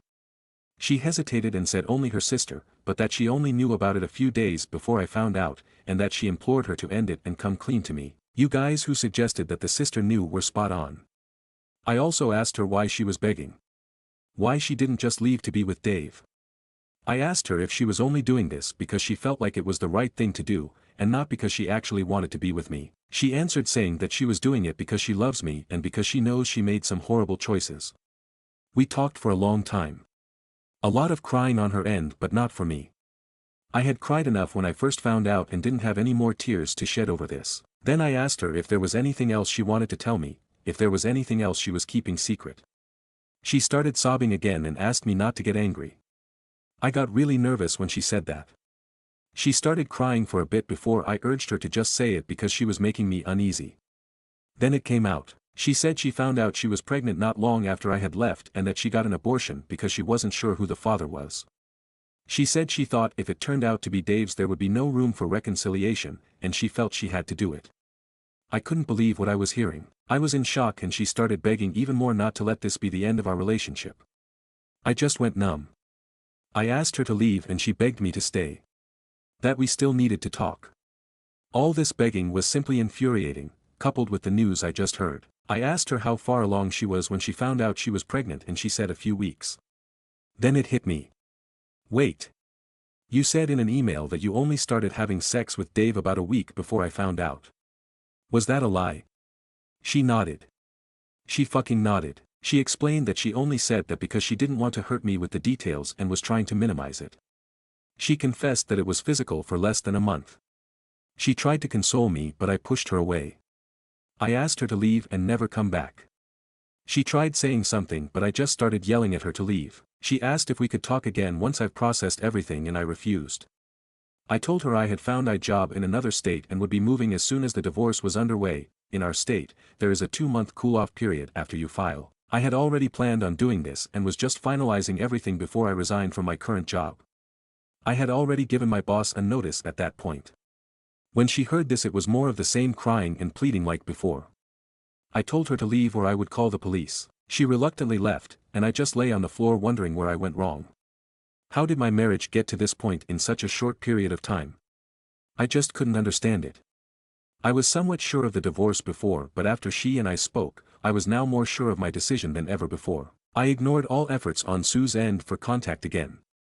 However, a few days ago, this was on Thursday, I received a phone call from my mom that Sue was in the hospital. Apparently, she was hospitalized for a drug overdose. This all felt like a nightmare. I still don't know how to process all of this. Why is all of this happening? I visited Sue in the hospital and she seemed to be okay, but she was checked into a psych ward. That's where things are at now. I still have no idea why she would do this, and the time I visited her, she was asleep. It hurts cause I still love her, and right now I'm just happy she's okay. I haven't been thinking of the divorce given what's going on right now. How do I even proceed? There's probably a lot of important details I'm leaving out but adding them will just make this unbearably long. I just need suggestions on what I should do next. Edit, I've reposted this to my page because I'm getting spammed with messages asking me to repost. I didn't get to reply to most of your comments so please chime in. I could really use the advice. Thank you all. Update 3. My life is a disaster. I was hoping my last update would be my last post relating to this matter, but here I am again. It's been about 8 months since my life turned into a shit show, and unfortunately for me things just keep getting worse. I'm not going to go into detail, but I hope I can give enough to get some constructive feedback from you on here. You've been far more helpful than you know. The last time I posted, Sue was in a pretty bad mental state, and fortunately, she got better after some therapy. I felt really bad for her, but I knew I couldn't stay. I know a lot of people have made it through this kind of stuff, but I know myself. Had I stayed, I'd only be doing myself and her more harm than good. I'll never get over it, and will probably harbor some resentment even a couple of years from now. We agreed to divorce, but she wanted us to remain in contact even if it was just minimal. The divorce process was pretty smooth, and we got divorced about a month ago. I moved to the West Coast to start anew, and things were finally starting to look good for me, but then I got a phone call about Sue again from her sister. And long story short, Sue suffered from a stroke. She is almost completely immobile on the left side of her body and can barely speak. I can't even put into words how fucking devastating that was to hear, let alone how crushed I felt when I went to visit her. She looked nothing like the person I knew, and she'd always cry when she saw me. One of the worst parts about all this is I can't help but feel like it's my fault this happened to her. People tell me it isn't, but I feel like it is. Even though her closest family says it's not my fault, I can sense some hostility from them whenever I speak to them. Her aunt cussed me out in front of everyone when she saw me, and they were all silent. They just asked me to leave it alone and get on with my life. As much as I wish I could just move on, it still hurts knowing how all this shit turned out. I haven't spoken to Sue since she got the stroke, and her family won't let me see her cause apparently I cause her stress. I don't even know the full details because I don't have the right to know now. I just can't seem to catch a break. Fuck me, I guess. Stories number 21. My 40M wife, 39F, purposefully excluded a coworker, 32F, from my birthday party and then lied about it. I'm having trouble facing both of them. Last week my wife threw me a big surprise birthday for my 40th birthday. She invited all my closest friends, family members, and coworkers. I work in a small office of 6 people, and 5 out of the 6 were there, so in my mind I assumed she invited all 6. I noticed one coworker wasn't there, and I casually asked another coworker where she was. This coworker said, yeah, she couldn't make it, and that was it. We moved on. The next Monday at work, I saw this coworker, 32F, and we started with our usual morning small talk, which includes a weekend recap. She asked me how my party was. I said, it was great, sucks you couldn't make it. This coworker just looked at me very flatly and said, I wasn't invited. I paused, and apologized, and I felt mortified. I'm assuming she knew because she had seen the pictures on Facebook, but she said she had heard people around the office talking about it and she just never got invited. I was not only extremely embarrassed for her, but I also took it very personally. I went right to my wife later that day and asked why she excluded this coworker. She then went to, no, she was invited, she was busy blah blah. I said I had just talked to coworker who confirmed she wasn't invited. My wife then said, I couldn't do it. She's younger than all of us, I've seen you looking at her. I've seen how she looks at you. I then just asked if my wife didn't invite her because she thinks I'm attracted to her, and all she said was, I didn't say that. I asked why she also had another coworker cover for her and say she couldn't make it, and she asked why I was so concerned that she wasn't there. I told her how shitty it was to do that because of her own insecurity, and we just haven't talked about it since. I genuinely do not have anything for this coworker, so my wife has nothing to worry about. I don't think anything we have done has ever given her that impression, and all she could say was how we look at each other. There's so much nothing going on, I don't even have the motivation to prove it to her because I know she won't believe it. It's been a few days and I feel kind of disgusted and embarrassed when I look at my wife. When I see this coworker, I feel mortified. I can only imagine what it must have been like for her, but I'm also conflicted because I don't want to seem I care about her only because I found out she wasn't invited. I'm struggling most with my wife because I feel what she did was immature and petty, and she's never treated anyone like this before. My wife hasn't brought it up, and it's affecting my productivity at work. It's only been a few days, but I'm having trouble seeing my wife as anything but a mean girl not inviting everyone but the weird kid to her birthday party at school. Stories number 22. Friend having wedding day before mine and kept relationship hidden for a whole year. What do I do? Apologies for the long post. So I am getting married in a few weeks. About a month ago, one of my best friends who I've known since college and have kept in regular contact with dropped the bomb that she was getting married. I didn't even know she was seeing anyone. She then drops the bomb that she's marrying a guy in our friend group and that her wedding is going to have to be the day before mine because her father-in-law can't get time off work at any other time that month. And essentially gave a few other half-assed reasons about why other weekends weren't possible. One weekend will be a few days before her period starts so she'll be bloated, the other she's on her period, the other is Valentine's weekend and that's cringy, the other is too close to Ramadan so she can't go on her honeymoon straight away. Some backstory about the person she is marrying: she is someone that we always thought had a thing for this guy and she'd always deny it and say she saw him like a brother. We used to argue a bit over her prioritizing him over me back in college, especially because this guy and I didn't really get on much and her and I were so close. Me and her had brunch plans once and she spent the whole time texting him. After graduating though, I feel like we all matured and put differences behind us to the point where her husband-to-be was actually invited to my wedding as my friend. My knee-jerk reaction to her telling me she was engaged was crying tears of joy for her. I truly was happy for her. But when I went home to think about it, I felt really icky. All year since I've been wedding planning, she's been asking me really specific questions about my planning process. She complained to me that as my best friend she didn't feel involved enough in my planning process and said she wanted to come dress shopping with me, which I invited her to because of her expressing this. And then her telling me that she's been dating this guy on and off for a year makes me question why the rush and why my wedding weekend when I sent out my save the dates back in March. When I told her this, she doubled down on that weekend being the only one available and that she specifically chose that one because she knew I'd be available since I'd booked a few days off from work before the wedding and that she needed me at her wedding. I then also expressed how upset I was that she kept the relationship hidden from me, to which she said she thought I'd cut her off because of my history not getting on with this guy. Again, we all moved past that stuff years ago and are a far cry from the kids we were when we all met back in freshman year. When I told her I didn't think I could make her wedding, she was so upset she cried and said she never thought I'd do that to her and skip her wedding. She's been telling other friends in the friend group that I'm coming to the wedding when they've asked if that date is doable for me. We haven't spoken since my conversation about how upset with her I was a month ago. I'm not trying to be a bridezilla and I know people are entitled to be private. My issue is that she should have extended that privacy with me and not asked so many questions about my life knowing she was being so tight-lipped with hers. This is where I now need advice. I feel so bitter and like the whole friendship was a lie. I can't make it to her wedding, and honestly having her at mine feels disingenuous. She has been telling friends she is still coming to mine. Is it rude for me to not go to her wedding? Should I go to her wedding since this is a decade-long friendship? Part of me wants to disinvite her and her husband to be from my wedding because of the lies. Is that rude? Is there a polite way to disinvite someone from your wedding without coming across like an absolute villain? Thank you for reading up to here if you have. TLDR, best friend having wedding day before mine after keeping relationship with mutual friend hidden for a whole year. Update, friend having wedding day before mine and kept relationship hidden for a whole year. What do I do? Need to vent. A few people in the original post were asking about rehearsal dinners and all of that stuff. I'm Middle Eastern and we don't really do that in our culture.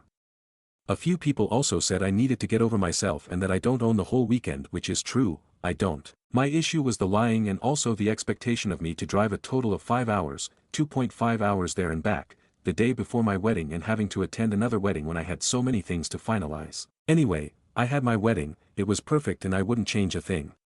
I didn't go to her wedding, I genuinely didn't have the time. I did see some posted videos of her wedding. She hadn't copied mine, but her wedding was gorgeous, definitely not a 2-month planned wedding like she was making out. She ended up coming to my wedding about 3 hours late. I was too busy with my own wedding, but I did get feedback from people who were sat at her table. Like people said she would in my original post, she spent the whole time talking about her wedding. In our culture the bride receives a heavy piece of gold jeweler at her wedding. She made a show of having her new husband take her piece out of her bag and putting it on her at my wedding. She was also showing off other pieces of jewelry she received, making a point to emphasize that she received real sapphires and real diamonds. Her and her husband also spent the whole time texting each other, and she frequently would turn to him and say, "Don't worry, we're leaving soon."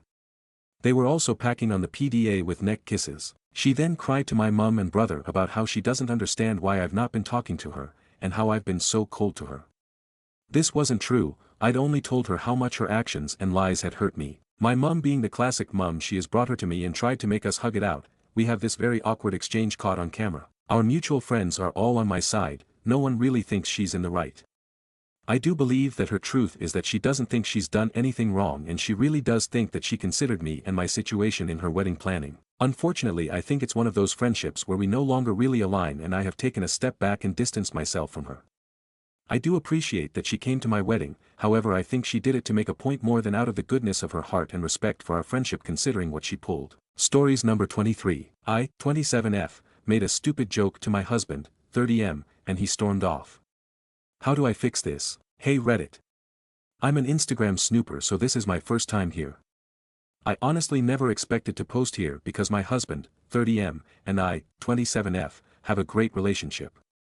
Of course I can't say we haven't had our occasional bumps, but it's honestly a dream come true all the way through. Our wedding was April 2021 and we both cried like babies that day, and since then the sailing has been smoother than soap. This afternoon, I and he came home after a little lunch outing with our newly engaged friends Kai and Marie. It went great but was like just another outing, nothing special, though we got some bomb pasta back home which I'm currently shoveling into my gob since it's too chilly for ice cream. We live in a super tiny apartment and so he showered first while I got the leftovers into the fridge and stuff. I went in after him, finished my shower and put some lotion on my palm. I accidentally squeezed too much and dabbed some of it away. After I rubbed it on my face I still had some of the leftover on my finger and I did exactly what any perfectly sane person would do. On my thumb, I whipped up a little smiley face and some spiky hair to create Lotion Man. I came out of the bathroom, giggling about it, and said something along the lines of, "Hey, look, it's Lotion Man." He didn't really react, he just looked at my hand and blinked at me. I honestly was just goofing around and started making a silly voice and saying some random shit sprinkled with some inside jokes. I was blabbing for about a minute before he just, up and left. I was of course completely oblivious as he grabbed some of his shit and I just was smiling and asking where he was going in kind of a playful way. He has a huge truck and we just returned from a trip so he has enough stuff to last him weeks, so it didn't really dawn on me that he was leaving until he drove away. I honestly feel like Boo Boo the fool for making such a stupid joke and then letting him leave just like that. I texted him a few times and he's just said that he's thinking about things, and that he's at his brother Tyler's place. I've been texting him non-stop but he hasn't been responding or even reading any of it. He also sleeps really early so I doubt I can get in contact with him anytime soon. His brother isn't responsive either so I'm just leaving my phone on the nightstand and holding my breath. I don't think it's really dawned on me yet. I stared blankly at the door for like 10 minutes before I got off my ass and actually tried contacting him. I've been with this man for years and I'm always cracking cheesy jokes. I feel stupid and like shit for making Lotion Man and continuing after no response instead of just shutting up and accepting that I'm unfunny. At the same time I'm just confused. He's never been at this point even in our rougher patches, the worst we've done is just take breaks from sex or just talk to one another a little less. Wasn't planning on getting into my sex life but honestly I'm just rambling at this point. I'm all for giving him space but I can't say I'm not hurt he's just leaving. And the process of divorce is just so, I don't even want to think about this anymore. Was making Lotion Man as big of a mistake as I think it was? Any advice on getting him back home? Thanks Reddit. Also any cute subreddit suggestions would be appreciated since it's my first time on Reddit and I want to distract myself. Comments. Commenter. There is something big missing to this story because ain't no way it's over the soap thing. Update. Hey Reddit, again. I posted here earlier about how my husband left after I told him a dumb joke. You can find it here. I followed the advice I got and kept my distance. You all had me really pondering about how much of my relationship was the butterflies and kittens I thought it was. I still firmly believe that everything was absolutely perfect before it happened, but oh well, I have my opinions. So you guys were right about some things and wrong about some things. For those of you saying that the lotion thing had nothing to do with it, you were, kinda wrong. But for the people who said something happened during the lunch outing, you were right on the money. My husband came back the other day. He apologized and said he was ready to talk to me. I obliged. I tried my best not to be all over him but quite frankly I missed this man so damn much, he's my husband after all. He told me the following. I mentioned previously that we went out with our two newlywed friends Kai, 30M, and Marie, 29F. We did have some quality time with all four of us, but often one or more people were missing from the table, considering it was a fusion buffet and the food was amazing. Apparently, at some point, my husband and Marie grabbed some food together. Or maybe before we left, since I know I was talking to just Kai for a while before they appeared and we got to the car.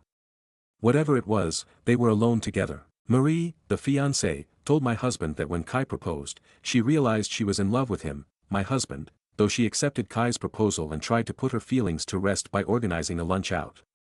Though apparently she was charmed or some bullshit because she asked him to run away with her or something. I don't know but she wanted him to leave me and be with her.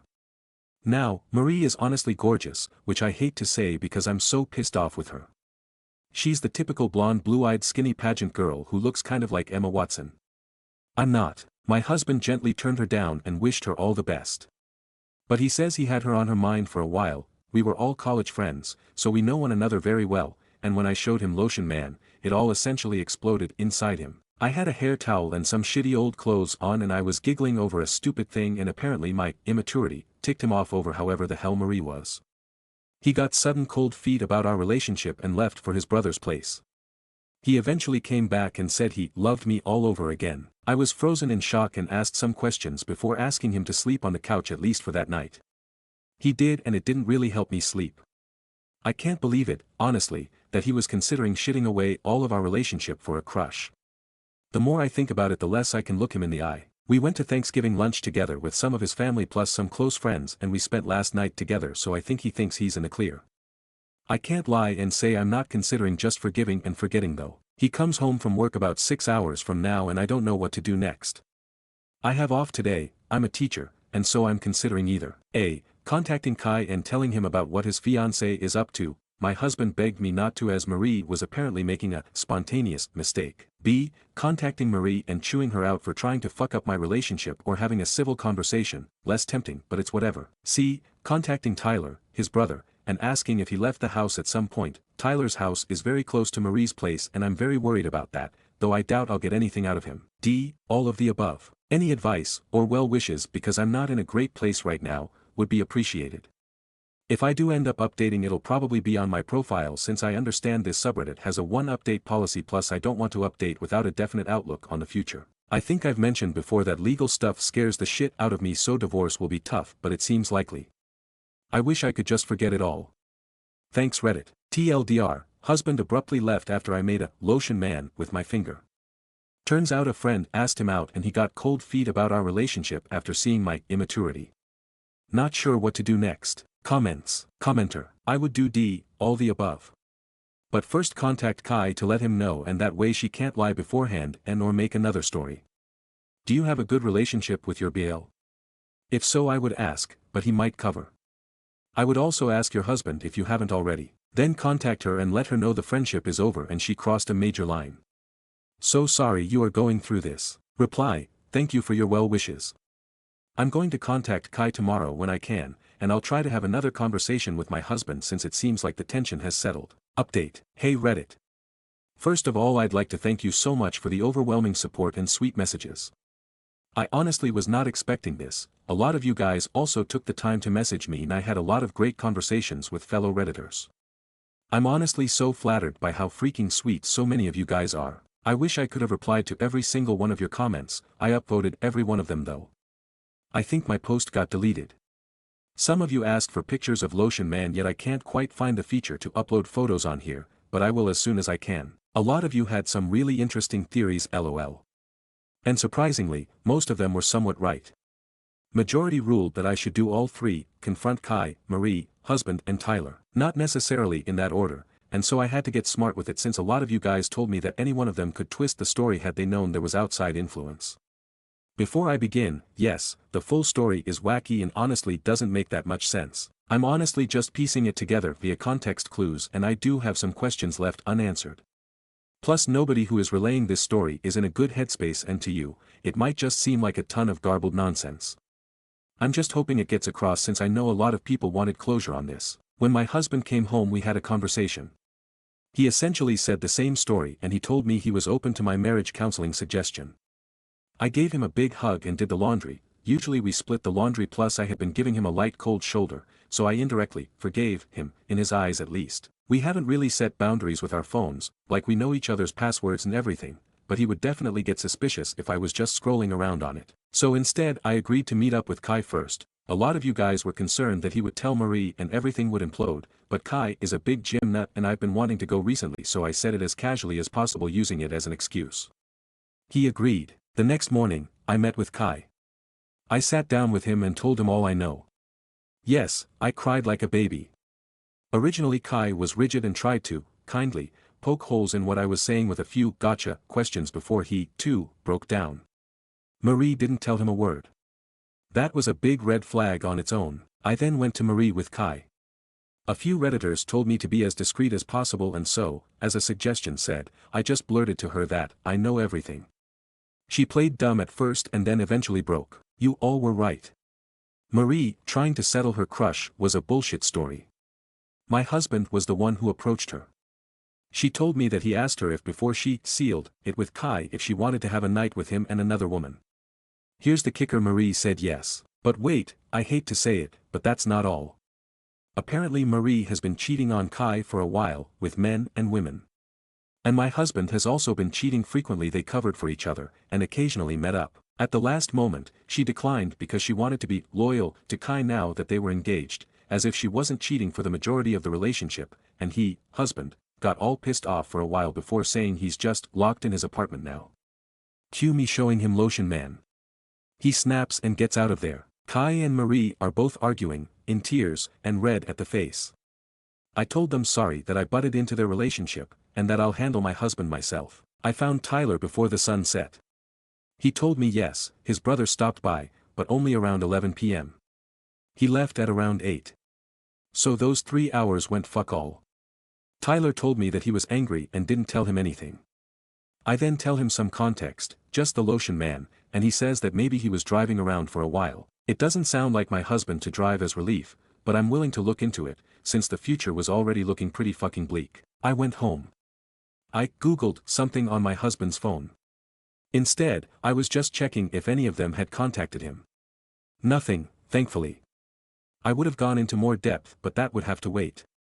Instead, I tried to keep him busy for the duration of the day. Remember how I said he sleeps really early? Well, that worked in my favor. Took his phone that night while he was snoring his ass off. Ran into a million dead ends.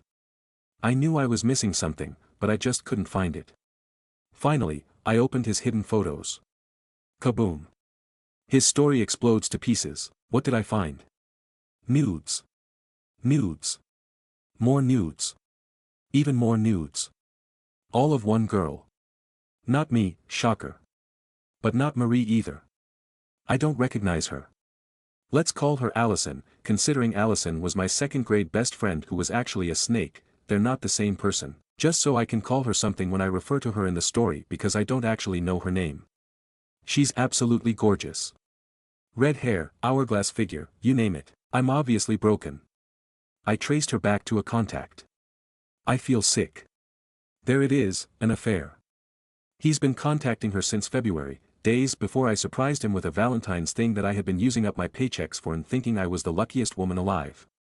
It fucking sucks. I can't even read more.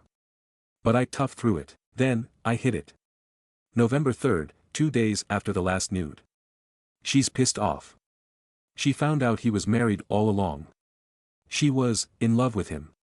I would feel bad for her, but she didn't even bother trying to contact me out of love. Ergo, hubby has a genius idea. He told Allison that he'll bring his wife over in a hotel to show that his wife doesn't care about the affair. Sound familiar? So I assume when Marie cancelled, there was nothing he could do. He became whiny and begged her to come. He told Allison that there was an inconvenience and they'd meet up another day. Then the Lotion Man. He got pissed off at me and left. I don't know what he did after that, but whatever it was, he wasn't with either of them. Then he went to Tyler's place, slept it off, and came back afterward. I'll spare you the details. But I couldn't even pretend to like him anymore after I found that out. I brought Kai and Marie over the next morning. He started fucking blubbering and tried to deny it all before eventually admitting he was into redheads. Marie is actually strawberry blonde, Allison is very ginger, and it was the one desire of his I couldn't fulfill. Even I could see past his bullshit saying that he loved only me and that being with Allison Marie only made him love me more. I just said fuck it and packed my stuff. He got more desperate, but even I, the girl who was honestly infatuated with him, knew it was over. He technically owns the apartment, so I had to leave. Now, I'm staying with Kai. He's as hurt as I am. I feel for him too, his wife was his world. We were hugging and crying for a while, ranting about God knows what, just trying to get ourselves together tbh. He tried to lighten the mood by making lunch and it was really nice, he's a wonderful cook. I showed him the other 2 posts and he got a kick out of some of your comments. As far as I know, my soon-to-be ex-husband is with Marie for now. I don't care about either of them, and honestly, it's kind of therapeutic just having some kind of closure and not walking on eggshells like I have been for the past few days. Kai and I are going to the gym tomorrow to do some relaxing yoga and hopefully figure out what to do next. We've both taken off from work. I'm sorting out my finances and hopefully I should get the ball rolling to finally, legally, split from my husband and be able to call him my ex. I'm still so frazzled. I have at least half a dozen pictures of him and me on my desk, and our wedding picture is my lock screen on pretty much all of my devices. I know my students will notice his sudden disappearance from my life, and I'll have to tell them that the guy I've been raving about for the past forever is divorcing me. I'll have to tell all my family and friends. Kai is my rock in this whole thing and will eventually have to part ways, which hurts me because he's honestly my #1 support system in all of this. Living arrangements, actual divorce costs, law stuff, yuck, therapy, sigh. I still have a lot to go through. I can't believe I thought the relationship was perfect. It's really therapeutic to just write this all down. But Reddit, thank you so much. I've already talked about how much support I received, but honestly, some of your guys' honesty and compliments have, for lack of better emphasis, honestly saved my life. I would have been with cheating scum and Kai would have been, too. This place is so awesome and there's so much to be seen here, so many nice people checking in on me and wanting to keep up with my story. I'll be coming back for more advice someday, though just know I've seen all, yes, all, of your sweet words, and I'll continue lurking around for a long time. But this should be my final update for now. Thank you again Reddit, from me, and Kai. TLDR, husband left me alone after I told him a stupid joke. He blames it on needing to think about things after our mutual friend Marie asks him out. Turns out he was the one who asked Marie out, for a threesome. He has an affair partner, Allison, who fell in love with him and found out he's married, and he wanted Marie to pose as me to show that his wife is cool with it so he can keep Allison. Marie accepts but then declines at the last moment, pissing him off. He has a redhead fetish he never bothered telling me about and therefore cheats to fulfill it. I'm looking into divorce and staying with Marie's ex-fiancé, Kai. Yes, I don't understand it much either, and I don't know how this all went on under my nose. Shorter TLDR, Lotion Man and Reddit saved me from a piece of shit husband. Comments. Commenter 1. Wow. What an ass. Sorry for everything you had to go through, but at least now you're out of there. If it makes you feel any better, telling more people about it might actually help you move past this. Dude was a serial cheater and deserves to be put on full blast. I know it's also uncomfortable, but you should probably get tested if you haven't already. Best of luck. Reply, thank you so much. It's bittersweet but I'm warming up to it, I guess. I've told my family and friends that we're divorcing due to his infidelity and a lot of them have told me they stopped contacting him. They were very vocal about their opinions. LOL, but me and Kai got tested for STDs yesterday, after I first saw this comment, actually, and we're still waiting for our results. As far as I know Marie had more partners than my soon-to-be ex, so I'm really worried for Kai, but he assures me he's physically feeling fine and whatever happens happens. Commenter 2. OP, keep rocking your Lotion Man. When you're ready, you deserve someone that will love you and your Lotion Man. Reply, I have to hop off right now but there's the recreation of the guy who saved my life. Thanks Reddit. Lotion Man. Update. A complete and utter doozy Lotion Man, years later. Oh, yikes, that title is a train wreck. Sorry, I'll come up with something better once I can get my brain working again. It's that time of year again, if you couldn't tell. Check in on your teacher pals, if you have any LOL. Hello Reddit. It's been a while, and I finally hopped back onto this account, and wow. I honestly don't even know where to start. Seeing so much support even today, well wishes into the new year, it's all really amazing stuff. I love the internet so much, especially you, Reddit. You guys were there for me during the dang hardest times in my life. I saw dozens of messages asking about updates, if I'm doing alright, even people sharing their own stories of nearly identical things happening to them. One of their boyfriends blamed the new puppy. Crazy stuff. She even sent me a picture of the little guy, who looked so blameless. I can't believe this heart-wrenching experience is so mutual, and yet, I can't lose hope in humanity yet. Just because of the waves of love I'm receiving all across the board from you guys, and now it's been about 2 years. Feels like for freaking ever ago, and at the same time, it all feels like it happened yesterday. Okay, now actually getting to it, there's a lot to get through here, LOL, buckle up. I ought to get the bad news out of the way first. Kai and I had a pretty nasty fallout. I don't want to dive into the nitty-gritty details, this'll be like 30 pages long if I do that, but to sum it all up in a gift trap, we were roommates, pretty involved in one another's business, yada yada. Basically, every time I went to the store, he knew. Every time he came home from work, I knew. All of our whereabouts were always mentally noted just because of our proximity, paired with the way we divvied up our house chores and whatnot. At some point Kai tells me he's going on a date with a girl. Yay, good for him. In my case, this was just a few months after D-Day and I was still in the middle of the messy divorce proceedings, plus I wasn't really in the headspace for another relationship, so I wasn't even considering dating just yet. Since Kai and Marie didn't have a ring on it yet, they were able to break it off a little more cleanly, but not perfect, obviously. He went on the date, and then he went on another date, and then it stopped. Eventually, after a week of no dates, I asked what happened out of curiosity, and he told me simply that she'd ghosted him. It wasn't until a week later on a totally random evening that he drops the sparkly rainbow glitter bomb on me. He had tried to see Marie again. I know, pretty crazy behavior, right? Well, he was telling me this crying and blubbering like a baby on his couch, and I couldn't help but feel bad for him since the road to recovery from a blown-up relationship is rough. He told me that those dates had helped him realize it was over, like over. He described it like, and I'm probably mincing words here, when he first met Marie, she had this sweet girl next door customer service facade.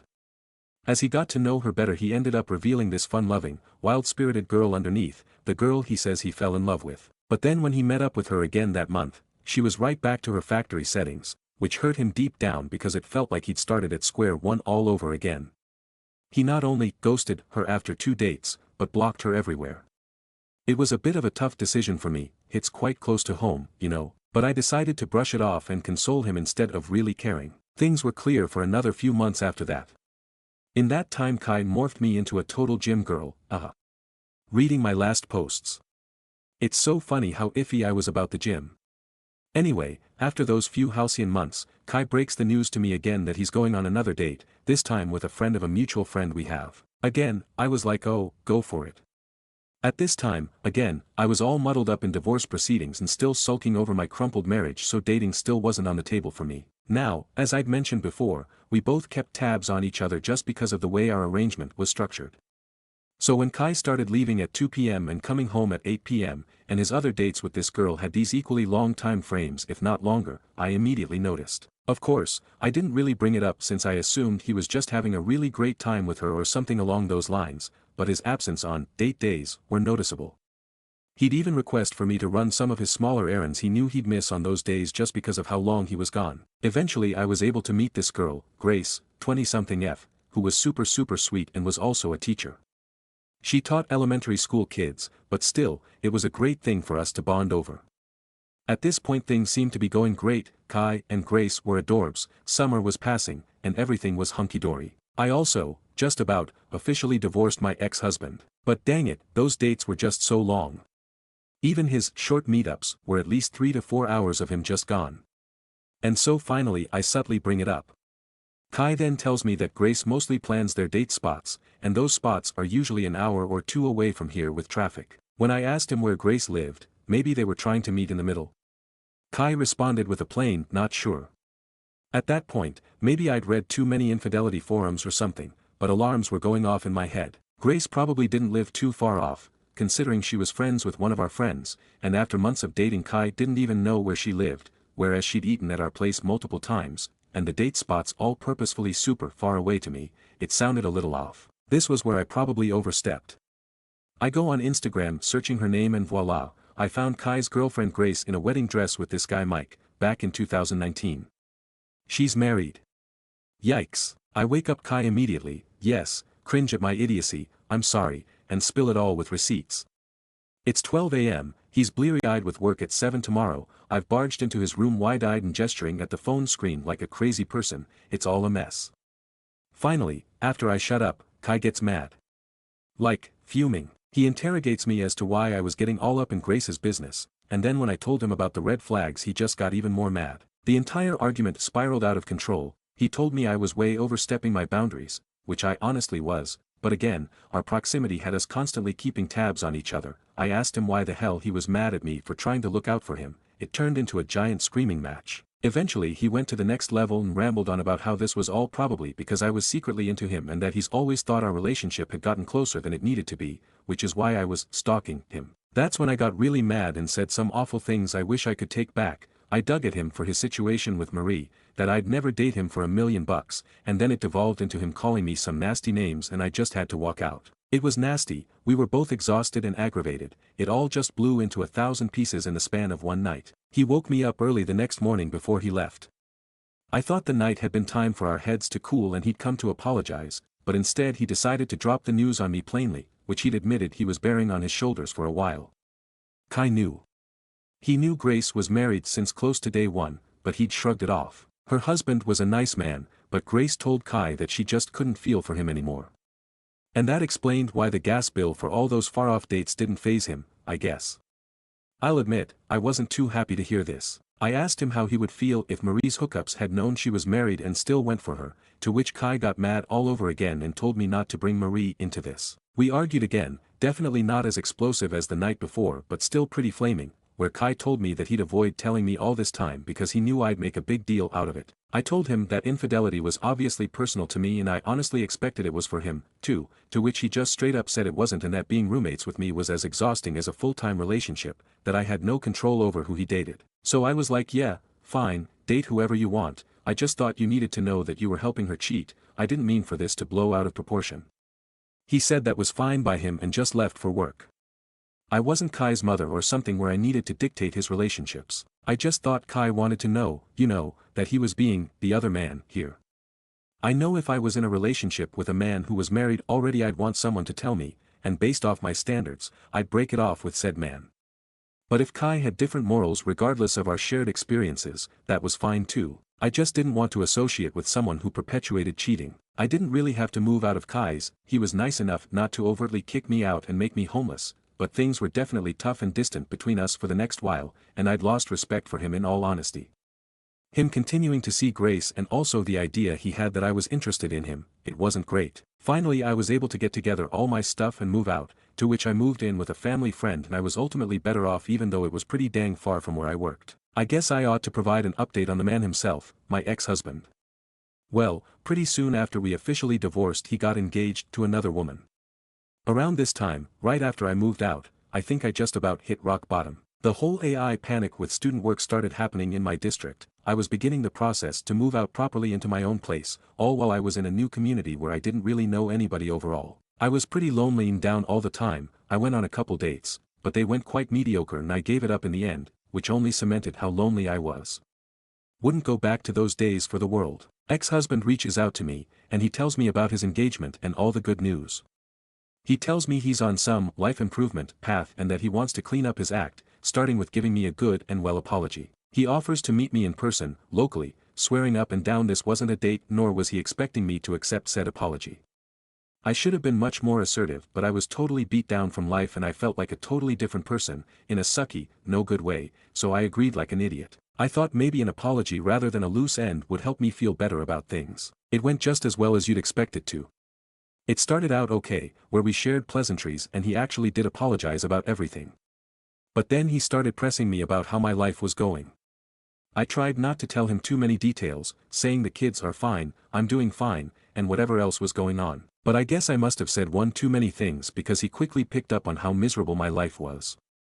He then had this Cheshire cat grin as he began to boast about his great new life, his hot girlfriend, her shiny engagement ring, and basically how everything was going great and amazing for him. He casually drops that his life has been leagues better than it's ever been, and that our separation was a blessing dressed as a curse. Can't lie and say it didn't hurt to hear the years I'd put in with him felt like burdens to him. At this point he's most definitely rubbing it in, and eventually I get fed up with hearing him talk and weasel my way out of there. In the end I never got invited to the wedding, so did we really make amends? Either way, I totally regretted doing all that. Total waste of my time and it only dug me deeper into that depression pit. But, alas things eventually start looking up, when you least expect it. After a long while of dragging myself through each day by the hair, I finally went on one more date. I'd lost a lot of weight and looked pretty sunken and pale so I didn't think I'd make a great first impression, but what do you know, fate can make things happen like magic. That's where I met my current partner Chase, 29M, who is the greatest thing that's ever happened to me. He's so patient, undeniably sweet, so chatty and lively.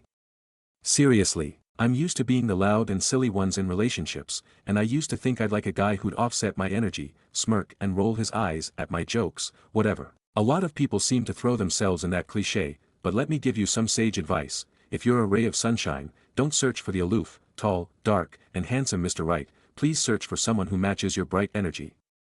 It's so refreshing. I've been missing this all my life, thinking I wanted a straight-laced sucker. I've never felt so much more loved and so complete than I have with this big goofball. No more biscuits and butters being biscuits and butters, no more one-sided conversations, no more of those half-hearted scoff-laughs dudes do to seem cool. We make the silliest jokes, the most legendary memories, and it feels so indescribably alive. Our conversations are so strangely deep about the most oddball of topics, and never have I felt bored around him. If I keep going on about him, I think my fingers will break from how much I'll type. Geez Louise. But anyway, there's a little more I have to cover. Told you it'd be a lot, so I'm just gonna get straight to it. It's late 2024 and the year's started back up again. I'm head over heels for Chase, everything's going just fine. I moved properly into my own place a little while before that, back closer to my job and whatnot, but I didn't start going back to my old gym until then. That's when I saw Kai again. He didn't notice me for a few days, but when he did, he immediately came up to me. He very cordially apologized, told me he'd been worried sick since I'd gone basically no contact with him. He told me he said a lot of stupid things that he regretted, and if I ever wanted to be friends again, he was always open to it. And that was it. It's 2025 now. I have no clue if Kai's still with Grace. Kai has no clue that I'm with Chase. But I still see him around in the gym. So I haven't yet properly connected him since his apology. Maybe I should, but honestly, this likely isn't the best way to describe it, but to me, Kai feels like a recurring character from the first movie that's making an abrupt appearance in the second or third movie. It's a weird feeling I'm probably making up, but I feel like I'm on a totally different chapter of my life now, what with Chase and my life happenings, so far beyond the events of my ex-husband and Marie and every other part of that time period. Not Lotion Man, though. Lotion Man is simply timeless. Speaking of the legend himself, I did actually get around to showing Chase a rendition of Lotion Man. I won't lie, I was shaking a little bit, but to top this all off with a nice little cherry for all you happy ending lovers, not only did he find Lotion Man absolutely hilarious with a full-on belly laugh, it's a bit of a running joke between us now. We've got Soap Man, Ketchup Man, Shaving Cream Man, Floor Dust Man, basically anything we can create little smiley guys with, we make them real. And they all have silly accents too. Lotion Man, the world is your oyster. And with that, that's basically it. So much more has happened in my life that I've excluded here just because it's not really relevant to what I've typed here before. Seriously, a lot happens in few years, but my god, vomiting all that info out into these verbose paragraphs has felt like therapy. Even if nobody reads this, I'll still feel the weight of the past lifted off my shoulders, even if it's just a bit. I guess the one lesson I've learned coming out of all of this and coming out of my 20s is that being unapologetically you will always do wonders, no matter what. Things change. Life moves. It'll always get better. If you shine too bright for the small box that is your life, then it's not your fault for being too radiant, you just need to get out of that damn box. I'll never apologize for being myself again. So you guys can take all my wordy, nerdy, nonsensical paragraphs in their full, unedited glory. LOL. Love you, Reddit. TLDR, it's been a while, Reddit. Basically, Kai and I fell out after a bit of convoluted drama with his new girlfriend Grace, who turned out to be married to another guy. He accused me of being obsessive and I ended up moving out. As for shitty ex-husband, divorce is all wrapped up, geez, total pain in the ass, and we met up again. Unfortunately at this point in my life I was miserable, while he'd just gotten engaged and decided to indirectly rub it all in my face. Totally sucked. But then I met Chase, my new partner and dare I say the absolute love of my life, with the greatest energy I've ever beheld. So now things are great, so many ups and downs after so many years, but I've grown as a person. Stories number 24. How do we tell a sweet neighbor her husband is cheating? My wife and I are in a tough spot. Our neighbor's wife is good friends with my wife. She's an amazing cook and often shares her food with us. She's genuinely a kind and sweet woman, and we have so much respect and love for her. She and her husband have 2 children. During school vacations, she travels to her home country with the kids and usually lets us know beforehand. But when she's away, we've seen her husband bringing other women to their apartment. It's heartbreaking because she have no idea about this, and she's such a wonderful person. We want to tell her, but we don't know how to do it without her knowing it's us who told her. I mentioned this to a colleague at work, and they said we shouldn't get involved as it would backfire on us. But staying silent feels wrong, especially when she deserves to know. One idea we had is to suggest her anonymously that she check the building's CCTV footage, which could reveal the truth. But how do we approach this without creating problems for her or for us? Would appreciate any advice. Update: thank you all for the advice, but we feel like staying out of it isn't the right thing to do, especially when that person has shown you kindness and trust. We've known her for a long time and she is really close with us, and she has absolutely no idea about what's happening. She is such a kind and trusting person, it breaks our hearts to think of her being deceived like this. This isn't about getting involved in their personal lives for drama. If it were me or my wife in her position, we would want someone to let us know. We don't want to directly tell her, but we were thinking about an anonymous way, like leaving a note suggesting she check the building's CCTV while she's away, like a lot of you said. Staying silent feels like we're protecting the husband and not her. She deserves to know the truth so she can decide what's best for her life. How would we feel if she finds out later that we knew all along and said nothing? We really feel like saying nothing isn't kindness, it's just indifference. For those of you saying we should mind our own business, if it were your sister or a close friend, would you even think twice about saying something? Why should this be any different? Update 2. I decided to talk to security about the footage since I have a good relationship with him. To my surprise, he told me that he and the building manager were actually planning to tell me because they know we're close. He said he has the footage and it's all there, it's all there. However, he legally can't share it with me. Instead, he suggested that if she comes to him under a false pretense, like saying someone knocked on her door and ran or some other nuisance, he can show her the footage while checking for the issue. That way, she'll see the truth for herself. Once she knows, she can file a complaint with the police, and he will happily hand over the footage. Like most of you said, we don't want to intervene directly, and this will be completely anonymous. I'm now thinking of a way to inform her without it ever coming back to us. Stories number 25. Childhood friend doesn't know my son is named after him and I've been avoiding telling him. So I grew up in a terrible home, and one of the only people who I actually looked up to and who treated me nicely was the older boy next door who would watch me when my parents were busy. A lot of my better childhood memories come from spending time at his house. He introduced me to a lot of music, movies, games that shaped my taste and gave me my current hobbies, and I remember him very fondly. My dad got a job in the city when I was 12, we left my hometown, and I haven't seen him since. 6 years later, I left home and had a child. I didn't originally mean to name my son after anyone I knew personally, but when I was coming up with potential baby names, I remembered that friend, how much I'd liked him, and thought his name was a good one for a boy. It ended up being the only name I liked that my son's mom also approved of, so he now shares a name with my old babysitter. Fast forward another 12 years to present, I get a friend request from that friend on Facebook. We're still in the same county, and he mostly works from home but comes to my city every now and then. He offered to get lunch sometime and catch up, and I don't know how I'm supposed to tell him I have a preteen named after him without it sounding weird. Like, how would you react if some child you looked after when you were a teenager and who you have not spoken to in over 18 years grew up and named their son after you? I think made it worse by avoiding the topic altogether over text. I've only called my son by his nickname when talking about him, and I don't know if it sounds kind of like I lied or hid it from him if I tell him now at this point. I thought I had finally become a secure normal adult who can manage my anxiety, but here I am now, stressing. God help me. Stories number 26. My best friend, 26F, slept with my cheating ex, 28M, and tried to hide it. I feel like I'm in some kind of sick joke. I don't even know how to process this. The two people I trusted the most completely betrayed me, and one of them is standing here acting like I should be happy for her. Let me back up. My ex and I broke up a year ago after I found out he had been cheating on me for months, and not just with one girl. He had a whole rotation. When I finally dumped his lying ass, I was shattered, but at least I had my best friend, Emily, fake name. She was furious at him, called him a narcissistic asshole, swore she'd never even look in his direction again. She was the one who told me I deserved so much better. Fast forward to last week, Emily started acting off. Distant. Canceling plans, taking forever to text back, and when she did, she was dry. I figured maybe she was stressed or dating someone new, but something in my gut told me she was hiding something. Then, a mutual friend casually mentioned seeing her at a bar, with my ex. Just the two of them. My stomach dropped. I texted Emily immediately, "Were you with ex's name the other night?" It took her hours to reply. Then she hit me with, "Yeah, I ran into him. It was totally random, we just caught up for a sec." Bullshit. At this point, I knew something was up, so I decided to do some digging. And that's when I found out the real story, and not from Emily, but from someone else. Apparently, she had been seeing him for weeks. It wasn't some random run-in. She had been sneaking around, sleeping with the same guy who destroyed me, while pretending to be my best friend. I was shaking with rage when I confronted her. I didn't even give her time to weasel her way out of it.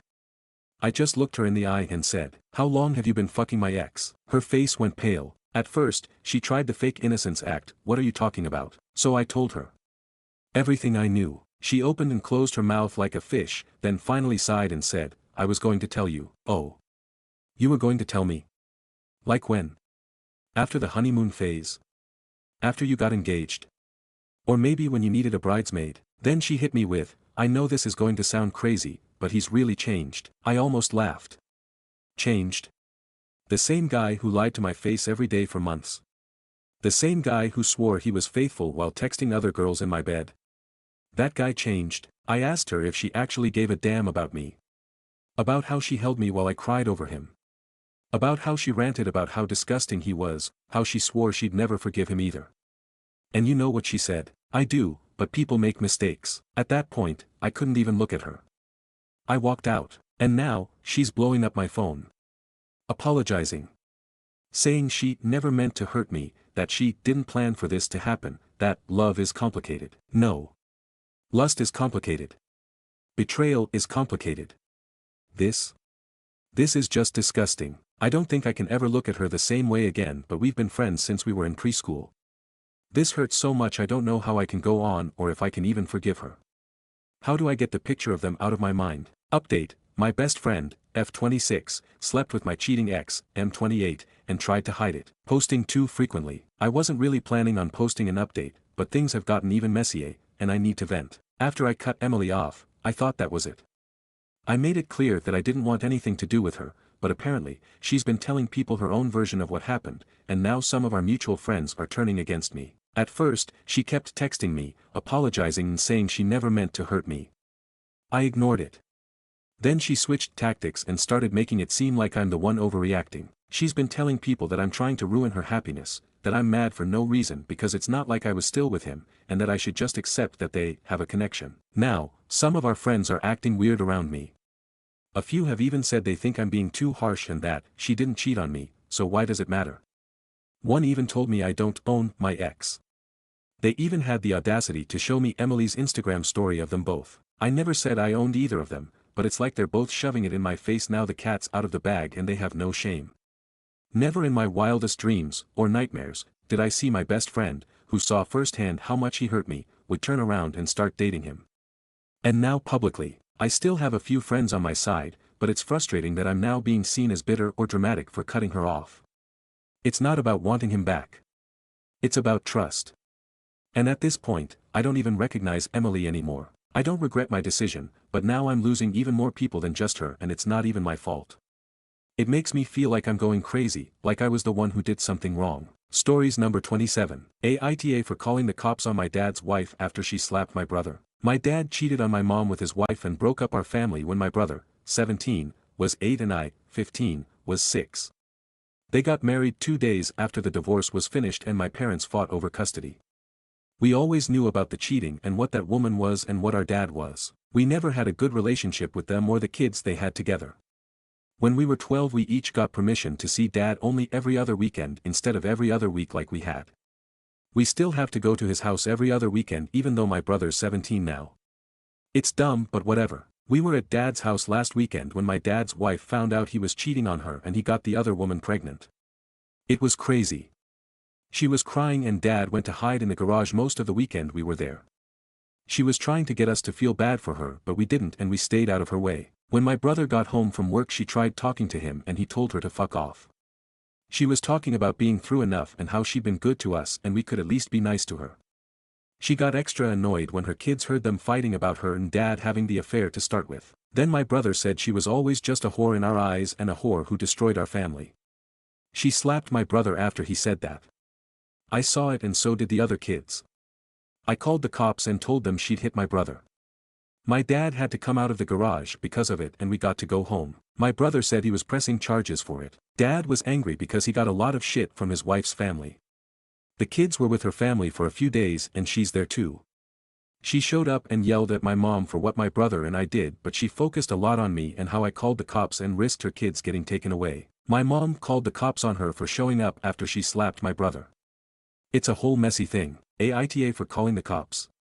It looks like she could lose her kids if she keeps coming to our house. Stories number 28. Aita for telling my wife to stop treating her sister so badly after her sister confessed to having feelings for me. My wife and I have been married for 10 years and together for 12. We have 2 children. My SAL, Jenna, is a single mom as her husband sadly passed away 7 years ago. When Jenna's husband passed away, my wife and I provided support for Jenna and her daughter, because it was a really traumatic time for them. Over the years, my wife and I spent a lot of time over at Jenna's house, and she would come over to our house. I also developed a really strong bond with my niece. My wife, my children, and I had a really strong connection with Jenna and her daughter, and we were a really tight-knit group. That was until a few months ago when Jenna confessed something to both me and my wife. We were all drunk and having a good time, and Jenna kind of just blurted out that she developed feelings for me. I was shocked, and Jenna just burst out in tears and said a lot of things like how she was really grateful I was a father figure to her daughter. I don't really remember too much from that night, except that my wife kicked Jenna out of our house after that. My wife and I had a talk about it the next day, and my wife was obviously not happy at all. She said she had suspected this for years, the way Jenna was acting around me, and she couldn't believe how Jenna betrayed her like that. My wife said we would cut off all contact with Jenna, and I did accept it. My wife told me to block Jenna, which I did. However, I feel like this whole arrangement has been a bit harsh, especially towards my niece. My niece has been texting me a lot, and I've showed my wife the texts, telling her it was unfair that we were punishing our niece too. My wife told me it was a consequence of Jenna's actions. However, last night, when my niece sent a really long and sad text about she and her mom were feeling, I felt really bad and had a talk about it with my wife. I told my wife to stop treating Jenna and her daughter so badly, especially after they both went through a traumatic time. I told my wife it was wrong what Jenna did, but at least have some sympathy. I told my wife to imagine if we were in Jenna's shoes, and then one night, tragically lost me. That would scar her for her entire lifetime. However, my wife got really sad after I said that and just broke down in tears. She didn't say anything except that she loved me, and she didn't speak to me the rest of the night. I do feel guilty about what I said. I didn't intend to make my wife feel like this. Was I the AH? Relevant top comments. OOP needs to prioritize his wife. Reply, my wife is 100% my priority. It's just that I feel bad for Jenna and her daughter after what they went through. I don't have any romantic feelings for Jenna, I consider her like my sister, so I was shocked with her confession.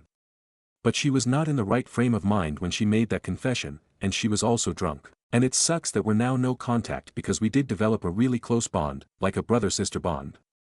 But I understand why my wife wants us to distance from Jenna because what Jenna did was not okay. I just don't think we should treat her and her daughter like this, like they're throwaways. Commenter 1, your wife is correct about creating some distance. Your SIL and niece are clearly slotting you into a partner-dad role and some boundaries need to be re-established. The fact that your SIL was bold enough to admit those feelings in front of your wife is already alarming. Commenter 2, also, the wife said she suspected for years and still kept quiet and supported Jenna through her grief. The torment to think for years that your sister has feelings for your husband, that's the ultimate betrayal and she must have felt like crap just thinking it. Now Jenna confirms the wife was right all along and OP has the audacity to try and guilt her for creating distance. That's messed up, OP major AH. Commenter 3, yikes. You can't understand how hurtful it is for you to stand up for her sister after her sister admitted to overtly and repeatedly flirting with you around your wife. You do realize that when your wife said she suspected it, she was giving both you and Jenna the benefit of the doubt. For years. That was her not treating her sister badly. Her sister could have kept that to herself. She chose to say it, not because of alcohol but because she was hoping you'd throw over your wife for her. She knew better. And her husband died 7 years ago. That is way too long ago for any of you to act like that gives her permission to act like a homewrecker. Update. Hey everyone, just a quick update. My wife and I have come to an agreement of sorts. I promised my wife and gave my word that I would be no contact with Jenna for life. I understand that I have to prioritize my wife and make her feel secure, and for that, I will have to cut off all contact with Jenna. However, per my request, my wife agreed to be in touch with Jenna. I told my wife Jenna had already lost her husband, and it would be really hard for her if she lost her sister too, someone she loved dearly. I asked my wife to just give Jenna a chance to apologize, and that they can hopefully regain their close bond and friendship. My wife did agree to this request, and that made me very happy. As for our niece, my wife and I agreed that she could come over to our house to hang out, because it wasn't fair on her to not remain in touch with her aunt and uncle, someone she was very close with. That's probably my final update. Thanks everyone for the advice. Top comments. Commenter 1, that sounds weird. You're going to cut ties with Jenna for life, but wife is still going to hang out with her and niece is still going to come hang out at your house. Have either of you considered the logistics of this? How is niece going to get to your house or back home, if you're not going to see or speak to Jenna? Is your wife going to have to always spend time with Jenna away from your place? What about holidays or family events? Which of you is going to get left out? Have either of you spoken to Jenna about all this? How did that go? What does niece think? It's probably a good sign that you're acknowledging you need to distance yourself from Jenna, but your plans to do it don't seem sustainable. Good luck. Commenter 2, I feel sorry for your wife. She's basically strong-armed into being the support system for her sister who, for years, has been trying to make the moves on her husband. And the said husband is the one doing the strong-arming. This is not a good outcome, OP. Your wife has seen her sister flirt with you for years, in front of her, until the sister finally erupted and confessed her feelings. And instead of being forced to face actual consequences, you're manipulating your wife to be this sister's support system. By the way, OP, how is this going to work? Are you going to be checking on your wife on how often she's required to be there for the sister and how? And if the niece starts to request you be there for her mom, then what? This isn't a long-term, workable solution, this is just a band-aid. Stories number 29. My boss hired 2 interns to replace me and asked me to train them after they were planning to fire me. I'm going to start out by saying that English is not my first language and I wasn't sure that this story belongs here as this is my first time posting. I used to work in media intelligence, which is a really niche market in the country that I am from. I started as an assistant and learned everything from scratch as I switched from the hospitality industry. Pretty big step, I know. I was eager to learn and was really interested in what they do as I was trying to get into media back then. First of all, as I learned everything from scratch, I got really good at what I do after just 6 months working there. I was in a 3-person team and I had one of the best bosses and a really good colleague which were veterans in the industry. Both of them helped me a lot to get me where I am then. They left the company after just a year there as upper management was just plain hot garbage. The company had 4 changes in direction within a year and it was stressing my team out. They did ask me to leave with them, but with me being young and naive trying to prove myself, I declined. The story, after my boss and colleague left, it was just me and my team and I was in charge of a few markets. I was asked to be on call for technical support and was not offered anything in return. At the time, I was pissed but also trying to prove myself, I obliged. I got really stressed out from working 13 hours a day for a few months at that point and I kept asking my manager to hire more people as I can't be working like this and it's stressing me out. My manager went on and on saying they don't have the budget for it, so I just forgot about it, drowning myself in work. One day, the CEO of the company came and we had dinner as he was growing close to me since I was the only one person left who actually know the in and out of the old and new system that the company used.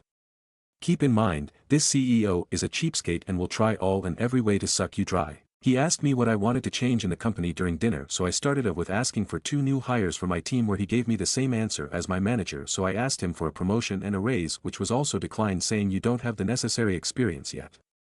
I was pissed. As a normal person would expect, after working 13-hour days for months, you would need rest. I had almost 3 weeks of PTO saved and I needed the rest. The manager threatened to fire me if I took any PTO as no one was able to do what I did. I took the PTO anyways, I got well rested and all was good until I came back. There were 2 new faces and I was pretty confused, so I asked my manager who were they and she told me they were my replacements. She told me my notice was 2 months and I had to train them before I leave. She couldn't do anything as I was the only one in the company who knew how to run the legacy and the new systems, so realistically she couldn't say that I was not training them properly as she didn't know how things work. Here is the part where the malicious compliance happens, since the manager did not know how things work. She told me to train the interns on the legacy systems to know better on how the company was built up and I did just that. She told me strictly to just train the interns on the legacy and she will be dealing with the rest. Sure, I'll do just that. It was until my last week when the shit really hit the fan. My manager found out that I had been only giving training on the legacy system and I didn't give them my notes with tips on how to run the system that needed to be used for daily operations. My manager called in the CEO and the managing director to hold a meeting with me asking me why I hadn't trained my replacements properly. I just told them I did what my manager told me, to which the manager denied until I forwarded the CEO and MD the email that my manager has sent me, which the call promptly ending. After I left the company, I was patiently waiting for the call that was bound to come. It was my manager. She demanded me to get back to work and said that the firing was just a prank blah blah blah. I told them, pay me triple my wage and I'll consider it. They called me crazy and ended the call. It's been 2 months since that call, and based on a good friend from another department, my old manager is neck deep in this shit show. TLDR, fire me from taking PTO, get fucked. Edit. Thank you for the kind and nice comments, and to those who think I'm making this up, you're entitled to have your opinion, but, fuck you. Stories number 30. My 21F, roommate and best friend, 20F, threw out my abortion pill and has generally gone insane. I have no idea what to do. My best friend Sarah and I had been, friends since she was a freshman and I was a sophomore at our college, about 2 years since I met her. We were assigned to be roommates and got along great and decided to room together for the next year, my junior year. We never had any problems before this and were inseparable. We are even in the same sorority and have the same major, nursing. A few weeks ago, I found out I was pregnant by my boyfriend Harold, 22M. We've been dating 1.5 years and he's a wonderful man. We both discussed what to do and decided that abortion was the best choice for both of us. I decided to have a medical abortion, and since Harold couldn't drive me to the clinic because he had a final, Sarah agreed to go with me. Sarah was originally very supportive and held my hand as I took the first pill in the office. She was in the room when the doctor explained that I should take the second pill after 24 hours and that I would have to do it at home. Harold came over after his final and kept me company and spent the night. After a night of cramping and bleeding, I woke up yesterday morning to find that the second pill was missing from its pack. I put the pill on my nightstand so that I wouldn't lose it. The pack was still there, but the pill was missing. Sarah is the only one with access to my room. We have separate rooms but share everything else. I asked Harold if he had messed with the pill, and he said no. Why would he, if he doesn't want this child any more than I do? So that left Sarah as a suspect, so I waited until she woke up to ask her about it. That's when she flipped her shit. She started screaming at me how I was a baby killer and that she hopes I bleed out from the abortion. Then she told me that she had a dream that my child would grow up to cure Ebola, I could not make this up, and that she threw away my pill to protect my child, as well as the extra birth control packs I had gotten from the school nurse to last over the summer. She took photos and uploaded them to Facebook with the caption, "OP is a baby-killing whore who can't keep her legs shut." Luckily, all of her friends and our sorority sisters instantly defended me and told her how crazy she was. Reddit, I'm stuck in the same room as her for all of our summer classes, which will last until July. We are in the same sorority and will have to see each other twice a week until I graduate. Is there anything I can do legally? Is what she posted online illegal? She is a nursing major in clinical. I'm so fucking confused. TLDR, went for a medical abortion, roommate flipped her shit and threw away my medication. We have to live together for the better part of the summer. Edit, I'm cross-posting this to our 2 chromosomes. I've already gotten another pill. Second edit, sorority just texted me. The last meeting of the year will be concerning Sarah's violation of the sorority code of conduct. Apparently this is not the first time this has happened. Majority vote decides on whether she's kicked out or not. Edit 3, I tried to update in another post, but the mods say I have to wait 48 hours as per the new rule. So you all will have to wait. Relevant comments. Replying to a deleted comment. Reply, I've sent them emails already about it, but because it's summer only one dorm building is open. Even if I switch rooms, I'll still run into her. It's a crappy situation. We are both nursing students, and I know this is a violation of my medical privacy. I've thought about reporting her to the nursing board at our college so that she might be kicked out of the program. We all had to sign ethics pledges that directly involve this. My sorority sisters are firmly on my side about this.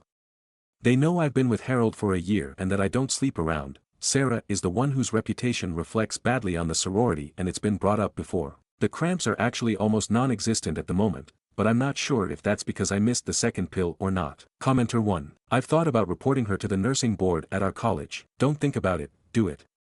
What if you were her patient? Reply, I'd probably punch her in the face if I were her patient. The only reason why I'm hesitant to report it to the nursing board is because I'm also a nursing student and there might be a huge backlash. Her actions have proven that she is incapable of keeping medical information private and that she is unfit to be a nurse, so I might send it to the state board so that when she applies for her license she will be denied. Update. A lot of people asked me to update what happened, so here it is. The mods originally removed this update due to the 48-hour update rule, but enough people asked for me to post this that I will, and then I can finally delete this account. This is a direct copy-paste from the removed update and none of the major details have changed so far. Still no word from Sarah about this. Edit. A lot of you think that I was too extreme, but there was nothing I could have done to make her get help. I miss my best friend more than any of you critics could ever realize. Don't judge me for doing what was best for everyone involved, including myself. Her right to sympathy ended when she deliberately chose to steal from me, slander my name, destroy my laptop and possessions, and when she refused help from everyone who tried to help. Original. I will try to make this as clear as possible, even though I'm typing it during a work break. Immediately after I posted on Reddit, a lot of you had the same advice to report her to the nursing board, residence life, the nursing department at our college, to the police, to the sorority, and to her parents. I decided to report her to all of the above while hiding at the sorority house. Early yesterday morning was when Sarah made her Facebook post about me, and it took only until after lunch for my sorority sisters to start texting me like mad. This was not the first time that Sarah had shamed another sorority sister for having an abortion, and that particular woman, we will call her Emily, was one of the highest-ranking members. Emily was the one who called the meeting to have Sarah kicked out for breach of the code of conduct, treat all your sisters kindly, support one another, no gossiping, etc. Meanwhile, Residence Life was busy trying to contact Sarah's parents after I showed them her Facebook rants. After the sorority contacted Sarah, she flipped out yet again on Facebook and started to rant about how she wanted to die. The RA on duty, also one of my good friends, had decided to go speak to her to see if they could help. At this point, it was clear to everyone that Sarah was not right in the head, because she was screaming at her through the door crack. Sarah refused to answer the door, so the RA decided to escalate it higher and no one saw Sarah until the sorority meeting. The sorority meeting. At the meeting, everything seemed to be okay. Sarah was the last person to arrive and she just took her seat and acted normal. It was eerie to see her gush over everyone only hours after she pulled her stunt. Only about half of the sorority was present, but the president decided to proceed regardless. It only took 2 minutes for us to vote unanimously to kick her out. Emily sat next to me the whole time. To put it mildly, Sarah did not take this well. She turned bright red, spit on the ground in front of Emily and me, and ran out of the room screaming. We called campus police on her as she left. After the meeting, Sarah returned to our dorm room. The residential life administrator tried to speak to her, but she refused to answer the door for over 20 minutes. They had to call the police to kick down the door because she was holding the handle on the inside so they couldn't unlock the door.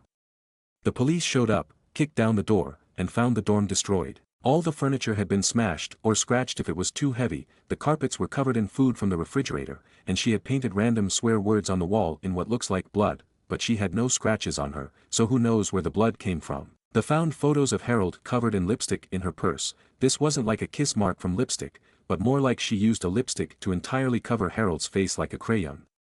She resisted the police trying to peacefully convince her to accompany them to the hospital. Sarah was taken to the hospital and charged. I'm not sure what the exact charges were, but I am aware that it includes unlawful possession of prescription medication because they found my pills in her purse and they had my name on the labels. She is still in the hospital today undergoing a psych evaluation. The hospital. Sarah and I were both interns working for the hospital that operates the pregnancy clinic. I reported her to HR for theft, harassment, and privacy violations along with giving them screenshots from Facebook. As of this morning, Sarah did not turn up for work so she was terminated for no call no show. HR had me in their office for an hour this morning asking if I would like to press for a HIPAA investigation. It turns out that some of her Facebook rants had information that could only be obtained through patient records. I have no idea what information it was since it was the HR lady who found it. I said yes, because there's no way it would hurt for Sarah to be investigated. HR also notified the nursing board and the nursing department at my college independently of my reports, so I think that's pretty much everything. Sarah has been arrested and charged, kicked from the sorority, fired from her job, kicked out of the dorms, and numerous reports were made to the proper authorities. I still care for Sarah with all of my heart, because I realize that she is severely mentally ill. I will always blame her for what she did to me, but I know that it wasn't the best friend that I knew for all those years. It was a different person who did that to me. I am feeling physically fine after all of this. Harold and I are talking about getting an apartment off campus together. If that doesn't work out, I will stay in the sorority house. Sarah's parents have promised to pay me back for the abortion costs, $400, because they know I didn't do anything wrong. I'm grateful that I have their support. TLDR, Sarah has been arrested, everything turned out okay. You should probably read the whole thing for details. Relevant comments. Commenter 1. I hope she gets the help she needs to return to a normal life. Reply. Me too. I hope one day she and I can be friends again, but it can only happen if she gets help. It's so uncharacteristic from the girl I used to know. Commenter 2. Sometimes, people just go crazy. Some friends of mine in college had a roommate who was the nicest, sweetest girl you could imagine, and then one day they woke up to her going crazy in the kitchen, putting butter and syrup in her hair like she was a pancake. Her parents picked her up and we never heard from her again. Commenter 3. This is just sad all around. Reply. I agree, now that I've had time to reflect. I did what I had to do, but Sarah is on a long road to recovery and that's the only thing I could hope for. Commenter 4. I have a son who descended into mental illness at around the same age. What you did for your friend was really what she needed. Now she can get the help she needs before she is too deep into the mental illness. From moms of adult children with mental illness, I thank you. You are going to be an awesome nurse. If you have the backbone to do this, you will have the backbone needed to fight for your patients, and that is such a good quality for a nurse, from a patient's point of view anyway. You are an incredibly strong woman. I am so sorry this all happened to you when you were going through such a difficult and stressful time yourself. I am proud of you, so I am sure your parents will be proud of you. I think your roommate's parents will be thankful to you as well. Good luck to you. Reply. Thanks for this. Her parents are actually glad that she was arrested, because she wouldn't have gone to the hospital any other way. We tried to convince her to go and she wouldn't budge. I hope I keep my backbone through this, but even though it's hard I still care so much about her and I will be checking on her through her parents on a regular basis. Commenter 5. On behalf of nurses everywhere, thank you for reporting her. Someone like that would have ended up hurting or killing a patient sooner or later. Best of luck with your finals. Stories number 31. Aita for not being excited about being woken up because my spouse found a hotel she liked the price of. So, my wife is my son's stepmom. Her preferred method of traveling is without him. I won't get started on my thoughts about that. My birthday is middle of Jan and hers is 5 days later. Last November she decided she wanted to go on a trip for her birthday. Conveniently it was for our birthdays, even though I went in support to what she wanted to do, and we traveled all day on my birthday. When she brought up the trip in the beginning, I mentioned my son going and that he would be really interested. She gave 100 reasons for him to not go, and asked if I still wanted to take him. Yeah, she flipped out. Said if he comes, she wants to go to Hawaii for 3 weeks without him. I tossed it back at her and said if he doesn't come, can we do a family vacation for 3 weeks to Hawaii with him rolling on the floor laughing exploding head. Yeah, it didn't go over well. Well, we got home and she came up with the idea of going on a trip with him, OMG, for spring break. Blew my mind. It was also interesting how quickly she wanted to go on vacation when her trip cost 3 times as much as we had expected. So today, I had shots in my shoulder because of some severe pain. One side effect is it makes it hard to sleep. Had a shot Monday and Tuesday, woke up at 4, and today I woke up at 5. I've also been sleeping on the couch because it's more comfortable with my shoulder. So tonight, I had been sleeping and at midnight, she scared me really bad because she just plopped down next to me. I jumped and opened my eyes and her face was a foot away staring right at me. I was like, 5%, you scared me. She said she didn't mean to, and went straight into talking about a hotel she found and how much it is per night blah blah blah. She asks what I thought, and being super tired and my heart pounding still, all I could think of was, I was sleeping. She jumped up, stomped off swearing at me, yelling about she'll never want to do a family vacation again. Now I'm lying here wide awake wondering AITA. Stories number 32. My 33F husband, 33M, flipped after we got married. When do I call it quits? My husband and I got married in late December. Before our wedding, we were working with a couples therapist to address some disagreements and communication issues. We additionally had issues due to a friendship he maintained with an ex, and piece by piece he revealed more about their toxic on and off relationship and eventually a bombshell that I won't share here, but it was bad enough that I almost ended the engagement. Before getting married he expressed remorse and desire to work on things. I was able to discuss my feelings with him and it took some time, but eventually he was very actively interested in changing, would validate my feelings, was self-reflective, and I really felt like we were working towards fixing things. Important to note, we are currently long distance awaiting his visa to the US to be approved. This is important because time zones factor in. After I returned home from our wedding, I'm in the US and I got married to him in his country. He flipped. The sensitive, curious, and committed to change attitude is gone. He's reverted to gaslighting me about arguments, refuses to see us as a couple working towards a shared goal instead of me versus him. He is completely unable to accept any wrongdoing, and he seems committed to not fixing things. Obviously I see the writing on the wall. I've told him that I will pull the marriage visa if things don't improve. It's only been a little over a month of this weird behavior from him and I don't want to jump the gun and not give him enough time to work on things, but at what point do I say enough is enough? What are the absolute unequivocal signs that I need to end things? Edit. This is not a situation where I am being used for a visa. He's not from a country where it's even remotely perceived that American is an improvement.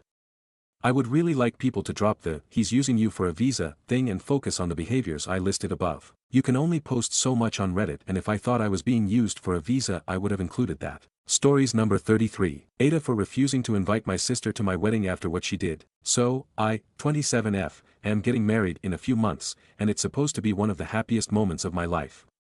But there's drama because I told my family that my older sister, 30F, is not invited. For some backstory, my sister and I have never been super close. She's always been the golden child in my parents' eyes, and I was kind of the afterthought growing up. That's whatever, I made peace with it. But the real issue started when I got engaged last year. My fiancé, 28M, and I have been together for 5 years, and he and my sister have always been civil but never really friends. A few months after we got engaged, I found out from a mutual friend that my sister had been telling people at a family gathering that my fiancé had originally wanted to propose to his ex, which is completely false, and that I was just his second choice. I was devastated. My fiancé was livid when he heard, and my parents just brushed it off as my sister being blunt. I confronted her, and she first denied it, then when I showed her proof, texts from the friend who heard it, she just laughed and said, "Well, you are insecure about him, so maybe that's why it got to you." I cut contact with her after that. Fast forward to now, my wedding invites went out, and she didn't get one. My parents are furious, saying that I'm being dramatic, that she's my sister, and that I need to get over it because family is more important. My dad even said, if you uninvited her, then don't expect us to show up either. I don't want drama on my wedding day. I don't want someone who disrespected my relationship to sit there smiling like nothing happened. But now I'm wondering if I'm making this a bigger deal than it needs to be. So, Aita for not inviting her. Stories number 34. Girlfriend, 18F, has a photo of her ex flexing in her hidden album. Sigh. I, 19M, just got done replacing a battery in my girlfriend's phone. It's my first time doing it, so just to be careful was checking functionality of core apps, especially the camera cause. I thought I clipped a cable, when suddenly the not so bright idea of checking my GFS hidden album popped into my mind. Do note she's shown me the contents of this album before and it already did have a pic of her ex, but it was a pic of him winning a swimming meet and her being proud of it or something. The rest of the pics at that time were of just me and her. Today, however, looking through the album, I noticed she quite recently, around 2 weeks back, screenshotted a picture of her ex flexing his muscles. Honestly, I don't know how to feel. Every time we've talked about him she's reassured me she has no feelings for him, saying that the whole relationship was honestly just an experience. They do live in different countries now since they go to different colleges, but her screenshotting such a picture tugs at my heartstrings because honestly, why even? We've been dating for well over half a year and we've even gotten the I love yous out of the way. Does it mean anything? Am I being stupidly dramatic? Or should I confront her? Stories number 35. My wife severely drains my sleep and it's only gotten worse. Let me start by saying that I love my wife and she is amazing. This probably sounds ungrateful, but god damn it, I just need somewhere to complain. I am so furious that I never get good sleep because of my wife. Currently, she's pregnant and as a result snores violently and is always moving around in her sleep, kicking me, or doing something to wake me up every night. The only way I get any sleep is with sleeping medicine. Even then, I still wake up in the night. Because, how do you sleep through the night when your bed and skull is vibrating from loud snoring and you're getting kicked in the ass every half hour? By the way, I still had trouble getting 7 hours before she was pregnant. But at least when she wasn't pregnant, her interruptions weren't so violent, directly impacting me, and I could get at least 6 hours of sleep without sleeping meds. Now I'm lucky to get 4 hours a night. Plus, I can't complain about this, otherwise I'm the asshole. If I even mention it to her she gets defensive and upset with me. Then I have to make up for it with the already enormous plate of household responsibilities I already take up to avoid her stressing during pregnancy. Being pregnant isn't easy, and I empathize with her and I'm grateful that she endured this for our family. But after working a full-time job, cooking and cleaning for the both of us, taking care of our pets, and doing whatever else is needed in the day, I would just like to have some fucking sleep. Stories number 36. Previous couple will not leave our room. Sandals, Montego Bay. Hello Sandals family. My husband and I recently arrived at Sandals, Montego Bay and we are having a major issue. We are hoping some of you can help us. My husband and I booked an Ocean View Beachfront Club Sandals room WNO Butler for 6 days, 5 nights. We arrived at the resort at 1 p.m. By 3:30 p.m. we were told there was an issue with our room. The previous couple refuses to leave our room. Supposedly they have a split booking, meaning they are to switch to a downgraded room during the second half of their trip. Well, they haven't left and refuse to leave. The sandals staff say they cannot get into the room and security has been by several times. So as to get us settled and relaxed, Sandals concierge offered us $200 for our inconvenience. They also, temporarily, put us in a garden room second floor. Supposedly it is a butler level room. My hubby and I have only stayed in club level beachfront oceanfront rooms. The temporary room offered is pretty much a random room. No swim up, no ocean view beachfront room. We do not know how long the previous couple will be staying in our room because they aren't cooperating with Sandals staff. My question is, what should we get in return for this inconvenience? Our day was derailed and we don't feel fulfilled. My husband and I adore the ocean. This is our fourth Sandals trip and we always book beachfront or oceanfront. I honestly feel like this garden butler room, no assigned butler, is a downgrade and I don't believe $200 cuts it, as we will be paying for a full day but no ocean view. Please advise. Please help. In your opinion, what should they match this inconvenience with? A free day on our next stay? Butler for one day? Refund for the day? Let me know your thoughts and thank you to everyone in advance. Update. Hello Sandals family. It is 12:50 p.m. the next day. This is how Sandals was able to accommodate us. After we settled into the temp room, we decided to explore the resort and walk the beach and enjoy dinner as planned. While we were getting ready, front desk informed us that we would be staying the night in the temp room and would receive 1 day credit for our next trip. After we retuned from dinner, there was a letter apologizing for the inconvenience and stated we will be on our proper room by 11 a.m. next day. This morning, around 8:30 a.m., my husband called the front desk to remind them that we are waiting on our room. We are aware of island time. We were on hold for about 10 minutes, not a good sign. We immediately finished getting ready and went to the Club Sandals front desk. We spoke to the Club Sandals supervisor briefly before my husband requested the hotel manager. He profusely apologized and threw in a free couples message in addition to the refund difference of the room for the first night and 1 day credit for next trip. My husband and I love Sandals for the ease. We fully intended on booking again and understand this was not Sandals' fault, but the entitlement of the couple before us. They ensured us the couple left and our room would receive priority for housekeeping. We ate breakfast by the ocean at Bayside and marveled at the fact that I survived breast cancer last year and we deserve what we paid for. We are good people in helping professions and we are simply asking what we paid for. We go back to our temp room after breakfast and pack for the new rook for the bellhop. We waited about an hour for the bellhop. This frustrated my husband, but I reminded him we are on island time. The bellhop eventually showed up after I scoped out our new room. We were finally given the room number around 10:30 a.m. to see if they were actually cleaning it. They were. When we settled into our new room, the keys were not working. My husband went back down to the desk to complain.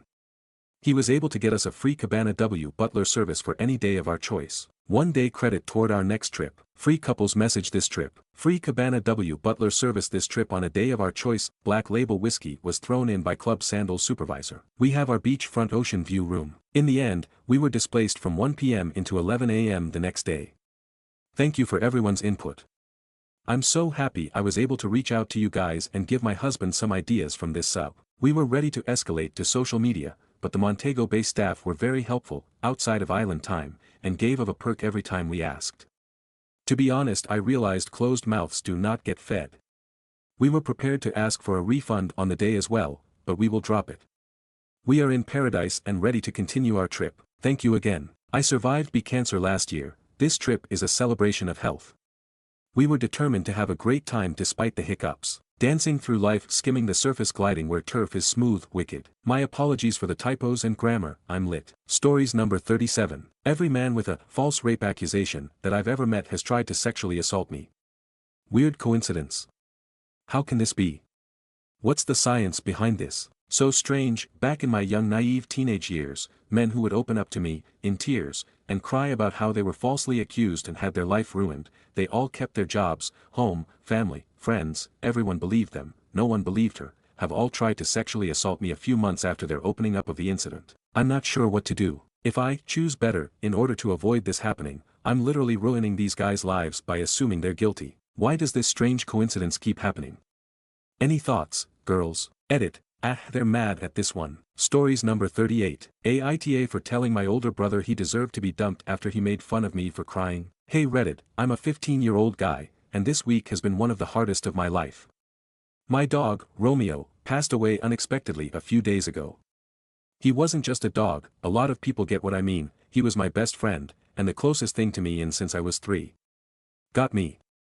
I didn't think it would hit me this hard, but it did. Now, here's the thing, my older brother, 20M, is the stereotypical, tough guy, super popular, full of confidence, high school musical type shit.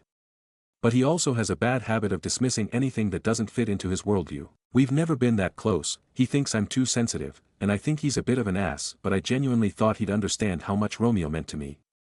I mean, even if he didn't care about Romeo, he could have at least respected that I did, right? You guessed it, he didn't. Yesterday, I was sitting in the living room, looking through old photos of Romeo on my phone, and to be honest, I was crying. I thought I was alone. Then my brother walked in, took one look at me, and started laughing menacingly. Literally it sounded like Doflamingo from One Piece. He said things like, "You really crying over a dog?" And, "Man up, it's just an animal." I tried to ignore him at first and asked him to stop, but that just seemed to make him more of an asshole. He kept going, saying things like, "What's next? You gonna hold a funeral for him?" and even pretended to cry in a mocking way. I don't know what changed in me, but I snapped. I was hurt, angry, and just so fed up with how shitty he was being.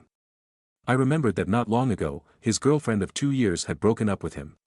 Ever since, he's been moping around the house, blasting sad breakup songs, and talking to anyone who'll listen about how heartbroken he is. So I looked him dead in the eye and said, "At least my, just an animal loved me. Your girl clearly didn't love you the way she cheated on you. At least my dog died loving me. Your girl is still alive and didn't love you." He froze, completely silent. Then his face went red, and he stormed out of the room without saying a word. Fast forward to later, my parents heard about what happened, thanks to him, OFC, and told me I was out of line. They said I went too far and that I should apologize because what I said was cruel. But here's the thing, I don't feel like I owe him an apology. He mocked me while I was grieving, dismissed my feelings, and only stopped when I hit him where it hurt. I know what I said was harsh. I know it wasn't the nicest thing I could have said. But honestly, he started it. If he'd just shown me a shred of emotion, or even left me alone, I wouldn't have gone there. Now my parents are pressuring me to make things right with him, but I don't see why I should have to apologize when he was the one who started being shitty first. Aita. Some comments. Commenter. Info, the stereotypical, tough guy, super popular, full of confidence, high school musical type of shit. The stereotypical tough guy who does musicals. Reply, no I meant like the typical Disney Channel tough guy, thanks for this comment though it gave me a laugh. Commenter. NTA. Ask your parents where they are when he starts teasing you. Tell them no. A 20-year who makes fun of a sibling for crying over a pet, is heartless. It also makes me wonder if he has a mental illness. He may be a psychopath or sociopath. I suggest you stay away from him. He has some serious problems. I cried like a baby when my pet died. Tell your parents he's 20 not 2 and he needs to apologize. Go LC with him when you move out of house. Reply, thank you for this, I'm very sorry for your loss as well. Commenter, did you share your side of the story with your parents? Why you said what you said, or do they only have your brother's version of events? It doesn't matter, they're clearly just asking you to say sorry to keep the peace, because it's easier than being parents. You can offer a non-apology. You know the sorry you got offended type that'll just make it worse. No apology, or just something to satisfy all parties. In a few years you'll have options of whether or not to be in your brother's life or allow him in yours. Sometimes playing the long game is more beneficial. Also, sorry about your pup. Reply, I did share it with my parents, they told me that what I did was still not justified, and I know how my brother is. They did however sympathize with me, and I'm just hoping they could do smooth about it. I really do want to be in his life and I want to get closer to him, but I don't want to change myself so I could achieve that. Thank you. Commenter, how your brother is. You mean how they let him get to be because they keep making excuses for him and forcing those he hurts, you, to be the bigger person. How he is 100% on them, and by pushing you to apologize in order to smooth things over they are failing you, the child, in favor of a grown adult. Reply, damn that's true. Editor's note, OOP replied to a lot of comments of people sharing their stories about their pets. Most of them were just kind comments and saying thanks for the support, so I didn't include them in order to streamline this post, but he was very active in the comments. Update. Long story short, I think my parents had a talk with him, and if not he just came to his senses.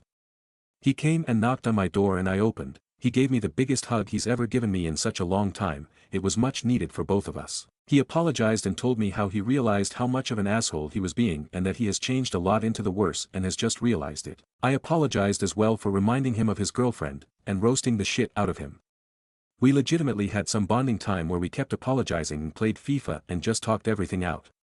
And we both agreed to try to be better with each other and our parents and just try to become the best versions of ourselves. I was genuinely so flabbergasted that he actually did that because I haven't seen my brother show emotions in a long time. But these 2 days have somehow changed him and I'm not complaining. Thank you so much everyone for the advice, I really appreciate it and I'm so grateful for everyone who cared to read and comment. Reading these positive comments made my week and made me know how I was right and wrong and what I can do to improve myself. Again, thank you guys. Another edit. We actually are gonna make a funeral for Romeo. Stories number 39. Aita 28M, wife, 27F, got offended while I was trying to reassure her. This morning, my wife was getting dressed to go speak at a career panel at her old high school. She was panicking about what to wear. She asked me to use a Tide bleach pen on a white blazer to get a stain out, which I did, but then she realized it looked too ostentatious and decided against it. Then she realized she didn't have anything except a gray blazer and black dress pants and a green top. When she came downstairs to show me her outfit, I enthusiastically told her that she looked good, but she wasn't convinced and said that the pants and blazer didn't match very well. Then I tried to compliment her again and then she asked me not to lie to her. I tried to be as constructive as possible and said, "Don't worry, we can look into getting you matching pants blazer soon," which I think went over well. Then I made her a coffee and she started to leave. But then when she was walking out the door, I told her, "Remember, they're there for what you say, not for how you look," and she just stared at me like I cut her with a knife. As she was walking to her car she turned and said, "Geez, I didn't think I looked that bad," and walked away. I tried to clarify, but she wasn't having any of it. I was just trying to reassure her that the students wouldn't judge her for her clothes, a tad wishful, I suppose, and would only care about what she has to say, but it appears my message was lost. Am I the asshole? Stories number 40. Phone call from strange woman to boyfriend in middle of the night. I, F41, have been dating my boyfriend, M46, for 10 years, living together for 8. Last night he got a phone call in the middle of the night from a woman. I could hear her speaking to him. She said, "Daddy," and his name. He asked who it was, she replied with her name. And kept saying, "Come over, Daddy name, come over." He said he didn't know who she and asked her name again. Then he hung up. The call lasted for a minute or two, so not too long. I went back to sleep and didn't think much about it, until I woke up this morning. I remembered what had happened but it almost felt like a dream. While we were prepping for breakfast I asked him if he had checked out the phone number that called. I had assumed it was a spam call. He said he did, and it happens to be from a place he travels for work every other week. I said that was strange, and he proceeded to tell me it was from a caller with a name, caller ID, and he wanted to figure out who this person was, that he was angry they had called in the middle of the night and woke us.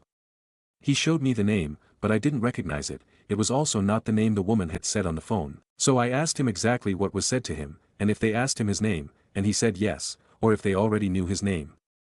He said they already knew his name and he didn't need to confirm it. I also asked him if he recognized the name, maybe it was a coworker. His response was, he doesn't know all of the employees that work with him. I told him I heard her calling him daddy and asking him to come over multiple times. I didn't want him to be able to deny what I know was said, but was hoping he could fill in some blanks. He looked upset that I had heard that. So I eventually asked him if there was anything he wanted to tell me. He said no, that he didn't know who it was and that he didn't know what to say to me. I should say I remained calm the entire time, I was not emotional or accusatory. But I said to him, would you not be concerned if roles were reversed? He agreed he would, and continued to eat. We have not spoken about it since. There is a definite awkwardness now. I know I'm feeling uneasy about this. I don't know what to do going forward. Do I drop this? Could it be spam? Or something I need to worry about in our relationship? Stories number 41. I paid my way through college coursework and now I am going to graduate with a degree that I did not earn. TLDR, I cheated during college. For the past 2 years, I've turned in every assignment, every paper, every project, all of them got good grades. Professors think I'm one of the best students in my class. My parents brag about me, my CV looks great, but I never did any of it. I was drowning in deadlines, forcing myself through a major I never cared about. The only thing that ever made sense was design. But school felt like a full-time job for something I didn't even want. Meanwhile, I was actually working, internships, freelance projects, real experience. School was just in the way, so I made a choice, and now I don't know if it was the right one. Now I'm graduating in May. I have a job doing what I love. I am exactly the kind of person people resent when talking of academic dishonesty. I tell myself it doesn't matter, that I did what I had to do, but sometimes I feel that I should have just tried harder. I should have cared. Nobody knows, but maybe they should. Edit, I do graphic design. Edit 2, I am 23F. Edit 3, no, my major is not graphic design. I am doing law studies with business. Edit 4, I didn't cheat through the whole thing. Just research papers and assignments, which makes up 50% of my grade. My exams were mostly offline, and obviously I had to go through notes, if not the whole module, to write them. Stories number 42. My girlfriend, 20F, is now threatening to break up because I, 20M, made her feel bad about having a dating app on her phone. Is there anything I can do? My girlfriend, 20F, and I, 20M, have been together for about 3.5 months, and things have been really, really good. She's probably made me the happiest I've ever been. Now, for context, I come from a less than ideal home life, and my previous relationship ended with me finding out my ex was sleeping with one of my friends. Since I've been with her, I've been busting my ass to try and be the perfect guy for her, like taking on a side job, learning Mandarin, she's Chinese, and making sure my grades allow me to enter a PhD program, both for her parents' approval and to secure a stable future. Likewise, she is always kind and loving, and really appreciates all I do for her. She bought me a fancy watch for Christmas after my previous one broke in November. The problem started the other day when I saw she had Hinge open on her phone. Initially I brushed it off as me imagining things, but the day after, I saw the app icon. As anyone who's been cheated on knows, the fear never really leaves you, so this set off massive alarm bells. That evening I walked 50 minutes to see her because she felt homesick and alone, and she was clearly in no place to discuss it. I sat with it for that day, trying to think of how best to broach the subject. In the end, because I know it wouldn't make sense for her to be cheating, I, as carefully as I could, asked her what was up with having Hinge on her phone. I made sure to explicitly say I wasn't accusing her of anything, and that I just thought that having it was a bit inappropriate. She said she'd been using it to find female friends, but that she'd delete it and apologized. As far as I was concerned, that was that, no further discussion needed. However, last night she said she didn't know how to face me. And she felt ashamed, to which I told her it was okay, she did nothing wrong, I wasn't mad, and I still loved her. This morning, however, she called me and said because of the time I chose to tell her about this, that I ruined the spring festival for her, and she's questioning if she should continue our relationship. I didn't accuse her of anything, and told her repeatedly that it was okay, and that I was sorry for the bad timing, but she wasn't having it, at least right now. She also said I was acting as if she was like my ex. This is untrue. I have very little reason to trust anyone going back to childhood. I'm devastated and honestly feel sick right now. 99% of the time, if your partner has a dating app on their phone, they're cheating. But in the fringe case where they aren't, how do you come back from that? Update, she called me and apologized for how she threatened me. She had been stressed from being overworked and lashed out at me, saying she didn't mean it and was sorry, no reservations. She also said she didn't want to break up and that she said it in the heat of the moment, and shouldn't have.